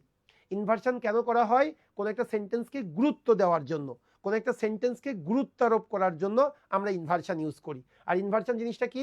কোনো সেন্টেন্সের শুরুতে, শুরুতে একদম beginning of the sentence, starting of the sentence, if we get hardly, scarcely, rarely, barely, seldom, no sooner, never, not until, so plus adjective অথবা অ্যাডভার্ব, অনলি প্লাস অ্যাডভার্ব অথবা প্রিপোজিশন, এই সকলগুলা যদি আমরা কোনো সেন্টেন্সে শুরুতে পাই তাহলে কি করব ভাই, অক্সিলারি ভার্ব সাবজেক্টের আগে নিয়ে আসবো। আমি তোমাদের ইনভার্সনের গল্পটা একটু বলি, তোমাদের এটা অনেক ভালো লাগবে, তোমরা অনেকেই জানো না। আমি যদি আরেকটু ক্লিয়ার করি, সবাই একটু দেখো না। আমরা ছোটবেলা থেকেই একটা বাক্য পড়তাম, সেটা কি, স্টেশনে পৌঁছাইতে না পৌঁছাইতেই ট্রেনটি ছেড়ে দিল। কেউ একজন বলো এটার ইংলিশ ট্রান্সলেশন কি হবে? আমি স্টেশনে পৌঁছাইতে না পৌঁছাইতেই ট্রেনটি ছেড়ে দিল, তাড়াতাড়ি বলেন না কি হবে? No sooner, no sooner had we লেখো, ধরো no sooner had we reached the, REACHED, reached the station, reached the station, then the train left. এটাই না আমরা ছোটবেলায় পড়েছিলাম। এখন আমার একটা কথা আছে ভাই, ইন্ট্রোগেটিভ সেন্টেন্সে অক্সিলারি ভার্ব সাবজেক্টের আগে আসে। যখন অক্সিলারি ভার্ব সাবজেক্টের আগে আসে তখন আমরা লাস্টে কি করি, একটি ইন্ট্রোগেটিভ সাইন দিই না? কিন্তু এই বাক্যে আমরা ছোটবেলা থেকে লিখেছি no sooner had we reach the station then the train left. এখানে উইটা কি ভাই? এখানে তো উইটা সাবজেক্ট, হ্যাডটা কি? হ্যাডটা হলো অক্সিলারি ভার্ব, আর রিচটা কি? মূল ভার্ব, মূল ভার্ব। তো এই জায়গায় তো ভাই তুমি অক্সিলারি ভার্বের আগে, সাবজেক্টের আগে অক্সিলারি ভার্ব আনছো, এখানে কেন ইন্ট্রোগেটিভ সাইন দাওনি? ছোটবেলায় কেন স্যারকে প্রশ্ন করো নাই? তাড়াতাড়ি বলো। এখানে আমরা ইন্ট্রোগেটিভ সাইনটা দেইনি কারণ এটা ইনভার্সান। ইনভার্সানের বেলায়ও অক্সিলারি ভার্ব সাবজেক্টের আগে আনা যায় কেন? বাক্যটাকে গুরুত্ব দেওয়ার জন্য। দেখো না, আমি স্টেশনে পৌঁছাইতে না পৌঁছাইতে ট্রেনটি ছেড়ে দিল, এই যে গুরুত্ব, তাই না? ধরো আমি বললাম কি, আমি ওখানে যাব না, আরেকটা বললাম আমি ওখানে জিন্দিগিতেও যাব না, ওই যে জিন্দিগিতেও যাব না, বাক্যটাকে আরেকটু গুরুত্ব আরোপ করার জন্য আমরা ইনভার্সান ইউজ করব। ইনভার্সানটা কি? এই যে ইনভার্সানটা, কোনো সেন্টেন্সের শুরুতে যদি আমরা এই সকল ওয়ার্ডগুলা পাই, ভালো করে মাথায় রাখবা, ইম্পর্টেন্ট। আমি আবারও বলি, কোনো সেন্টেন্সের শুরুতে যদি hardly, scarcely, rarely, barely, seldom, no sooner, never, not until, so plus adjective অথবা অ্যাডভার্ব, অনলি প্লাস অ্যাডভার্ব অথবা প্রিপোজিশন, এইগুলা যদি আপনি কোনো সেন্টেন্সের শুরুতে পান তাহলে ওই সেন্টেন্সের যে অংশে গুরুত্ব আরোপ করবেন ওই অংশে আগে অক্সিলারি ভার্ব, তারপরে সাবজেক্ট, তারপরে মূল ভার্ব। আমি ক্লিয়ার করতে পারছি কিনা কথা বলেন? ইনভার্সন ক্লিয়ার হয়েছে কিনা? ওকে। তবে ইনভার্সনের ক্ষেত্রে আরো একটা রুলস আছে, এই রুলসটা আপনাদেরকে একটু মাথায়, এই তিনটা রুলস আমি একবারে লিখে দিলাম। আরেকটা রুলস আছে, সেই রুলসটা কি দেখি দিয়েছি কিনা আমি, ইয়েস দিয়েছি। সেই রুলসটা কি শোনেন, আপনি যদি কোনো সেন্টেন্সের শুরুতে নো সুনার পান, স্কেয়ারসলি পান, হার্ডলি পান, এই তিনটা যদি আপনি কোনো সেন্টেন্সের শুরুতে পান তাহলে এরপরে আপনি হ্যাড বসাবেন, হেডের পরে আপনি সাবজেক্ট বসাবেন, সাবজেক্টের পরে ভার্বের থ্রি বসাবেন। তবে এরপরে একটু কেয়ারফুল থাকবেন কারণ আপনারা সবাই ভুল করেন। সেটা কি? নো সুনারের জন্য THAN দেন। আমি আবারও বলি কিন্তু THAN হবে, ই না কিন্তু। এবার আসেন, স্কেয়ারসলির জন্য কি হবে? হোয়েন হবে। আর হার্ডলির জন্য হোয়েনও হইতে পারে, বিফোরও হইতে পারে। এরপরে সাবজেক্ট প্লাস V2। তাহলে কোনো সেন্টেন্সের শুরুতে যদি নো সুনার, স্কেয়ারসলি, হার্ডলি পাই, এরপরে ম্যান্ডেটরি হ্যাড নিয়ে আসবো, হ্যাডের পরে সাবজেক্ট নিয়ে আসবো, সাবজেক্টের পরে V3 নিয়ে আসবো, এরপরে নো সুনারের জন্য দেন, স্কেয়ারসলির জন্য হোয়েন, হার্ডলির জন্য হোয়েন অথবা বিফোর যে কোনো একটা, এরপরে সাবজেক্ট প্লাস V2। এটা আপনাকে মাথায় রাখতে হবে। এই ক্লিয়ার হয়েছে কিনা ইনভার্সন পার্টটা? ওকে, এবার আসেন, ইনভার্সন যদি ক্লিয়ার হয়ে থাকে তাহলে এখন আসেন আমরা 1 নাম্বার কোশ্চেনটা সলভ করি। দেখি প্রিভিয়াস ইয়ারের কোশ্চেন একটু দেখেন না। 31/1/2026 যে কম্বাইন্ড অফিসার ক্যাশের পরীক্ষা 26 সালেই 4টা পরীক্ষা হয়েছে, তার মধ্যে একটা পরীক্ষাতে কিন্তু ইনভার্সন থেকে চলে এসেছে। একটু বুঝবেন সেটা কি। হার্ডলি হ্যাড হি অ্যারাইভ, সে ওখানে আসতে না আসতেই দেন দ্য মিটিং বিগান, মিটিংটি শুরু হয়ে গিয়েছিল। এখন হার্ডলি, এই যে দেখেন, হার্ডলি থাকলে কি হয়? হার্ডলি থাকলে হয় হোয়েন হবে নাই বিফোর হবে। এখানে কোনটা আছে? এখানে হোয়েন আছে। Hardly had he arrived when the meeting started বা বিগান। সো একের আনসার কি হবে? একের আনসার হবে খ। এবার চলে আসেন দেখি আমরা বাকিগুলো পারি কিনা। আবার দেখেন, কম্বাইন্ড অফিসার ক্যাশ 31/1/2026, দেখেন না, 31/1/2026 একই পরীক্ষায় 2টা কোশ্চেন আসছে ইনভার্সন থেকে, বুঝলেন? কিন্তু একই পরীক্ষায় 2টা কোশ্চেন। সেটা কি? Never I saw such a beautiful sight. শোনেন, আমি বললাম কি, আমি কখনোই ওই ধরনের অত সুন্দর দৃশ্য দেখিনি, এটা জেনারেল বাক্য। কিন্তু আমি যখন গুরুত্ব আরোপ করবো, আমি বাবার জন্মেও ওই ধরনের সুন্দর দৃশ্য দেখিনি, এইটাকে বলে ইনভার্সন, এইটাকে বলে গুরুত্বারোপ। এই তোমরা কি দেখতে পাচ্ছ আমাকে? ঋষি দেখা যাচ্ছে আমাকে? স্ক্রিন চলে গিয়েছে, নো প্রপস, স্ক্রিনের মতো যাবে, একটু দেখো। ওকে, আসো, স্ক্রিন হঠাৎ করে চলে গেল। ওকে মাই ডিয়ার স্টুডেন্ট, যারা আমার সাথে ফেসবুকে ছিলা, আমি আবারও বলবো, বাংলাদেশ ব্যাংক, আমাদের যে বাংলাদেশ ব্যাংকের জন্য যে এডি প্রোগ্রামটা আমরা রান করেছি, এটা তোমাদের জন্য অনেক ভালো হবে। তোমরা যদি এই কোর্সটা করতে পারো অল্প সময়ের মধ্যে অনেক ভালো করতে পারবে। হ্যাঁ, অনেক মানে অনেক ভালো করতে পারবে। ক্লিয়ার? সেটা একটু মাথায় রাখবা। চলে গেল কেন হঠাৎ করে? ওকে ঠিক আছে, সো আমরা আসি, আমরা আবার শুরু করি তাইলে। হ্যাঁ, যেটা ছিলাম, তাহলে দেখো না, নেভার, তাহলে নেভার একটু বলো না, I saw such a beautiful sight, have I scene, না ডিড আই স, না আই হ্যাভ সিন, কোনটা হবে? একটু আসি আমি। বাক্যের শুরুতে যদি নেভার নেগেটিভ ওয়ার্ড থাকে তাহলে অক্সিলারি ভার্ব সাবজেক্টের আগে আসে, সো ক নাম্বার বাদ। এবার আসেন ঘ নাম্বারও বাদ। এবার এই দুইটা নিয়ে চিন্তা করব, never have I seen, never did I saw. এখন মনে আছে কিনা ডিড, ডিড যদি থাকে তাহলে কি হয়, ভার্বের 1 নাম্বার ফর্ম, সো শর্ট জায়গায় যদি সি থাকতো আমি এটা চিন্তা করতাম। এই জন্য আনসারটা নিব আমি খ নাম্বারটা, never have I seen, never have I seen. এবার আসো 3 নাম্বার, কি বললো দেখো, as soon as he saw me, সে যখনই আমাকে দেখেছিল, হি র্যান অ্যাওয়ে, সে আমাকে পালিয়ে গিয়েছিল।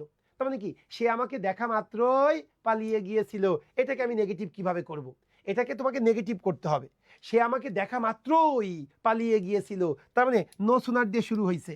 এখন স্ট্রাকচার কি, নো সুনার থাকলে এরপরে হ্যাড হবে, হ্যাডের পরে সাবজেক্ট হবে, সাবজেক্টের পরে ভি3 হবে, এরপরে কিন্তু টিএইচ এন, টিএইচ এন, ভুল করলে কিন্তু মার্কার ছেলে মারবো, মাথায় রাখবেন। টিএইচ এন, সো এখানে টিএইচ এন নেই, এখানে কই সেটা, এটাও নাই, তাহলে আনসার হবে হয় বি নাই সি। এখন আসেন, নো সুনার হ্যাড হি স, এটাও হয় না, সো আনসার বি নাম্বারটাই ঠিক আছে। স্ট্রাকচার দেখেন, নো সুনার, তারপরে হ্যাড, তারপরে সাবজেক্ট, তারপরে ভার্বের 3, তারপরে কি হবে ভাই, দেন দেন, তারপরে he ran away, subject plus ভার্বের 2 নাম্বার ফর্ম।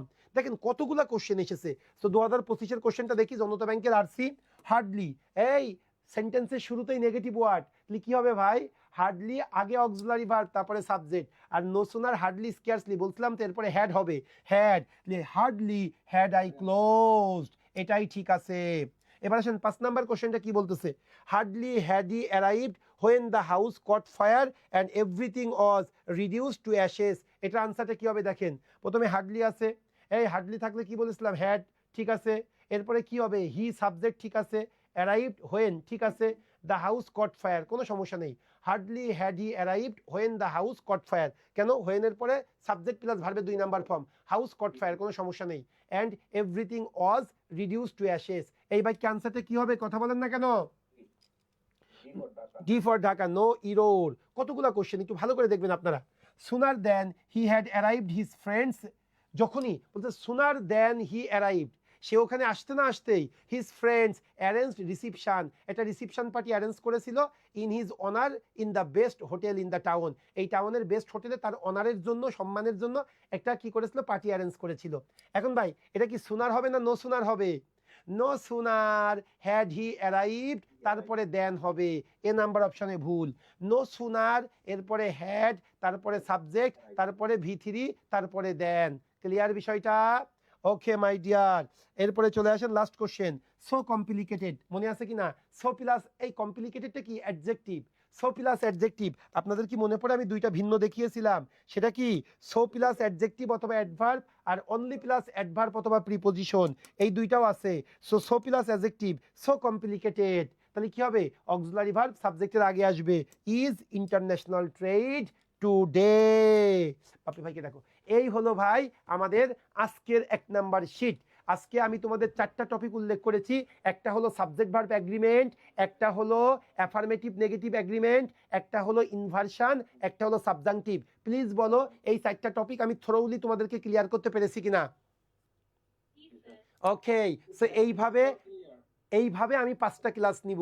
এই 5টা ক্লাসে বাংলাদেশের যে কোনো competitive exam, BCS, bank, primary, নিবন্ধন, ঢাকা ভার্সিটির আইবিএর এমবিএ, ইএমবিএ, বিআইবিএম এর এমবিএম, সব কিছু কভার করবে ইনশাল্লাহ। এর বাইরে কোনো কোশ্চেন আসবে না, আসবে না, আসবে না। এছাড়াও 3টা ভোকাবুলারি ক্লাস নিব, 3টা থেকে 4টা ভোকাবুলারি কিভাবে মুখস্থ করতে হয় সেটাও দেখাবো। একদম কোনো প্যারা নিবা না, জাস্ট চিল মুডে থাকবা। বাংলাদেশ ব্যাংকের এডির পরীক্ষা, ক্যাশ পরীক্ষায় দাও না, ক্যাশ অফিসারের আগে আমি 5টা গ্রামারের ক্লাস নিয়ে নিব। সো এর আগেই দেখবা যে তুমি গ্রামারে কেমন। জাস্ট আমার উপরে বিশ্বাস থেকে জাস্ট এই গ্রামারের ক্লাসগুলো করো, ভোকাবুলারি ক্লাসগুলো করো। ঠিক একইভাবে শুভ্র স্যার, তারেক স্যারও ম্যাথের জন্য একই রকম তারা মানে কনফিডেন্টলি তারা ক্লাস নেবে এবং তারা ওইভাবে লেকচার ম্যাটেরিয়াল প্রোভাইড করবে। একইভাবে বাংলা, অ্যানালিটিক্যাল অ্যাবিলিটি সবগুলাই হবে। সো সাধারণ জ্ঞান, সরি, বাংলাদেশ ব্যাংকের যে কয়টা কোর্স আছে, English, math, analytical ability, Bangla, banking and financial knowledge, সব প্যাকেজ মাত্র 550 টাকা বা 525 টাকায়। সেটা একটা গ্রেট অপরচুনিটি। আমি তোমাদেরকে বলবো যদি সুযোগ থাকে অবশ্যই তোমরা এই কোর্সটা করে নিবা। একদম অন্যরকম একটা কোর্স এটা। হ্যাঁ, তো অলরেডি আমাদের ইংলিশ আজকে 1 নাম্বার ক্লাস হয়ে গেল, ম্যাথেরও একটা ক্লাস হয়ে গিয়েছে। সো আমি ইনশাল্লাহ খুব দ্রুত আমরা ক্লাস নিব এখানে। হ্যাঁ, ওকে বাপি ভাই প্লিজ। এটা শুনেন, এটা হচ্ছে এডি পরীক্ষাটা আমরা টার্গেট করছি হচ্ছে পরীক্ষাটা হতে পারে 17 জুলাই। ওকে, যদি আরও বেশি সময় পান আরও বেশি ক্লাস দিব, সমস্যা নাই। তবে রিকোয়েস্ট থাকবে সুমন স্যারের ক্লাস, শুভ্র স্যারের ক্লাস, তারেক স্যারের ক্লাস এগুলো বারবার করবেন। শুনেন, গতকালকে সোনালী ব্যাংকের সুপারিশপ্রাপ্ত একজন সিনিয়র অফিসার, তাকে আমি অনেস্টলি, কারণ ব্যবসা তো শুনেন, এই ব্যবসা তো আমাদের টিকে রাখতে হবে, কারণ আমরা ব্যবসায়ী, ব্যবসা যে কোনোভাবে টিকাইতে হবে। তাকে আমি জিজ্ঞেস করলাম যে ভাই আপনি একটু আমাকে পরামর্শ দেন, সেটা হচ্ছে আপনি তো আমাদের অনলাইন বেসের স্টুডেন্ট ছিলেন, আপনি জাস্ট আমাদের বলেন আমাদের ল্যাকিংসগুলো কী কী, এগুলো নিয়ে আমরা কাজ করতে চাই। যখন আমরা ল্যাকিংস ধরবো, এই ল্যাকিংসগুলো কি সমাধান করব, তখন কিন্তু অটো প্রতিষ্ঠান ভালো চলবে। সে আমাকে কয়েকটা পয়েন্ট বলছে, দারুণ পয়েন্ট। সে বলছে দেখেন আমি সিনিয়র অফিসার হয়েছি, আমি আপনাদের সিটের বাইরে কোনো কিছু পড়ি নাই, আমি সুমন স্যারের ক্লাস, শুভ্র স্যারের ক্লাস, তারেক স্যারের ক্লাস, আমার হ্যান্ড নোট দেখলে আপনারা অবাক হয়ে যাবেন। ওনারা যেইখানে যা বলছে সব আমি নোট করে ফেলছি, এবং আমি কিন্তু সিনিয়র অফিসার হয়েছি। তার কথা ছিল যে ক্লাসগুলো শুধু ভালো করে করতে বলেন স্টুডেন্টদের, আর লেকচার শিটগুলো ভালো করে পড়তে বলেন। আপনারা বিভিন্ন জায়গা থেকে বিভিন্ন বই পড়ার দরকার নাই রে ভাই, স্যাররা জানে কি পড়াইতে হবে। দেখেন প্রত্যেকবারই পরীক্ষার পরে সুমন স্যার লাইভে চলে আসে, কোন পেজ থেকে কোন শিট থেকে কত নাম্বার রুলস কমন পড়ছে।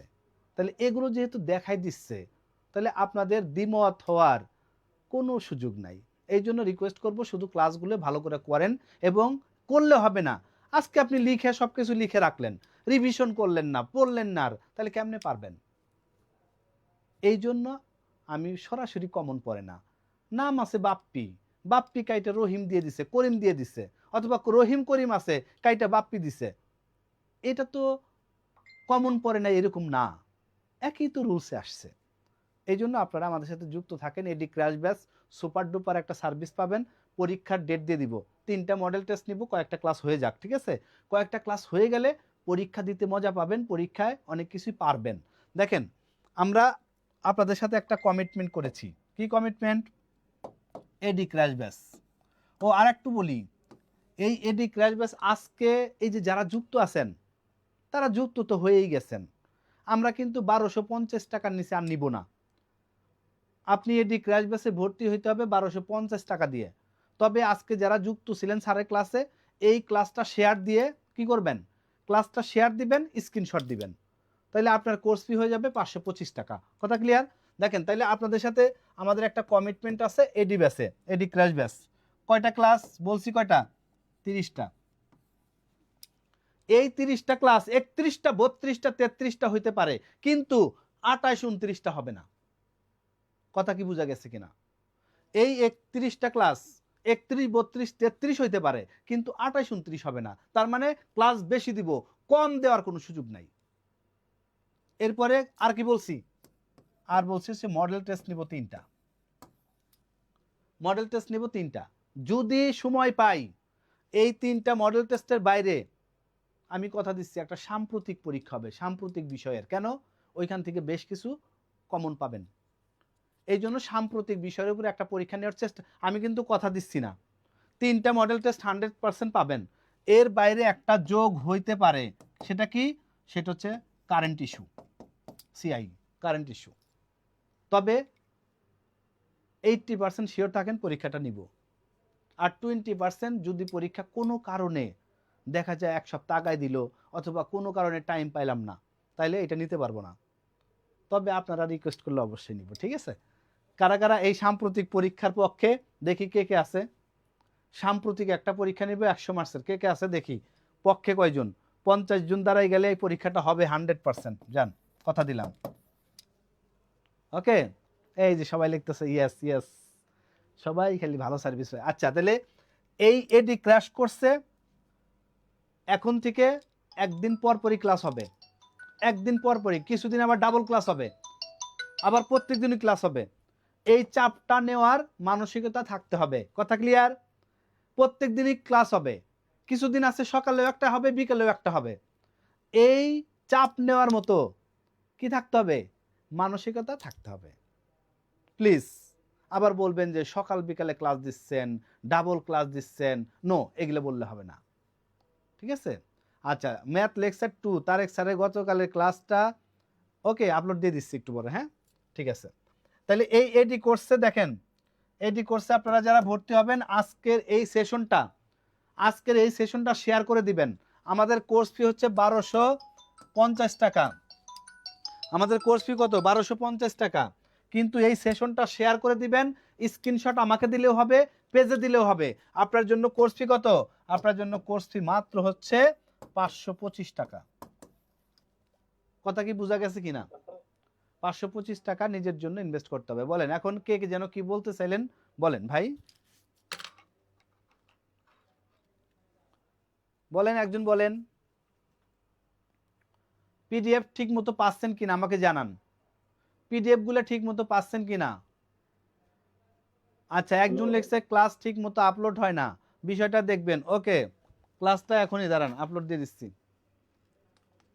এখনই জিজ্ঞেস করি কথা সত্য আছে কিনা। এই ওকে ভাইয়া, ঠিক আছে।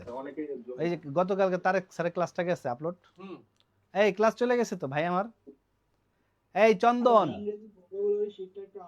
চন্দন দেব ক্লাস চমৎকার ভাবে আপলোড হয়ে গেছে। হ্যাঁ, একটু দেখে নেবেন প্লিজ। এটা রাত্রে যখন ক্লাস হয়, ক্লাস শেষ হইতে 10টা বাজে, তখন ওই সময় তো আমরা থাকি না। 10টা বাজলে সাধারণত আমরা চলে যাব, পরের দিনে এসে আপলোড দিয়ে দিই। হ্যাঁ, প্লিজ একটু জানাবেন, যেইখানে যার যত প্রবলেম, আমি আমার নাম্বারটা দিয়ে দিচ্ছি। এডি ক্র্যাশ ব্যাচ নিয়ে কোনো কথা হবে না, সুপার ডুপার সার্ভিস হবে। 01896 22 42 10। ঠিক আছে, এটা হচ্ছে আমার number, Bappi Das, BAPPI, Bappi DAS, Bappi Das. কথা কি বোঝা গেছে কিনা?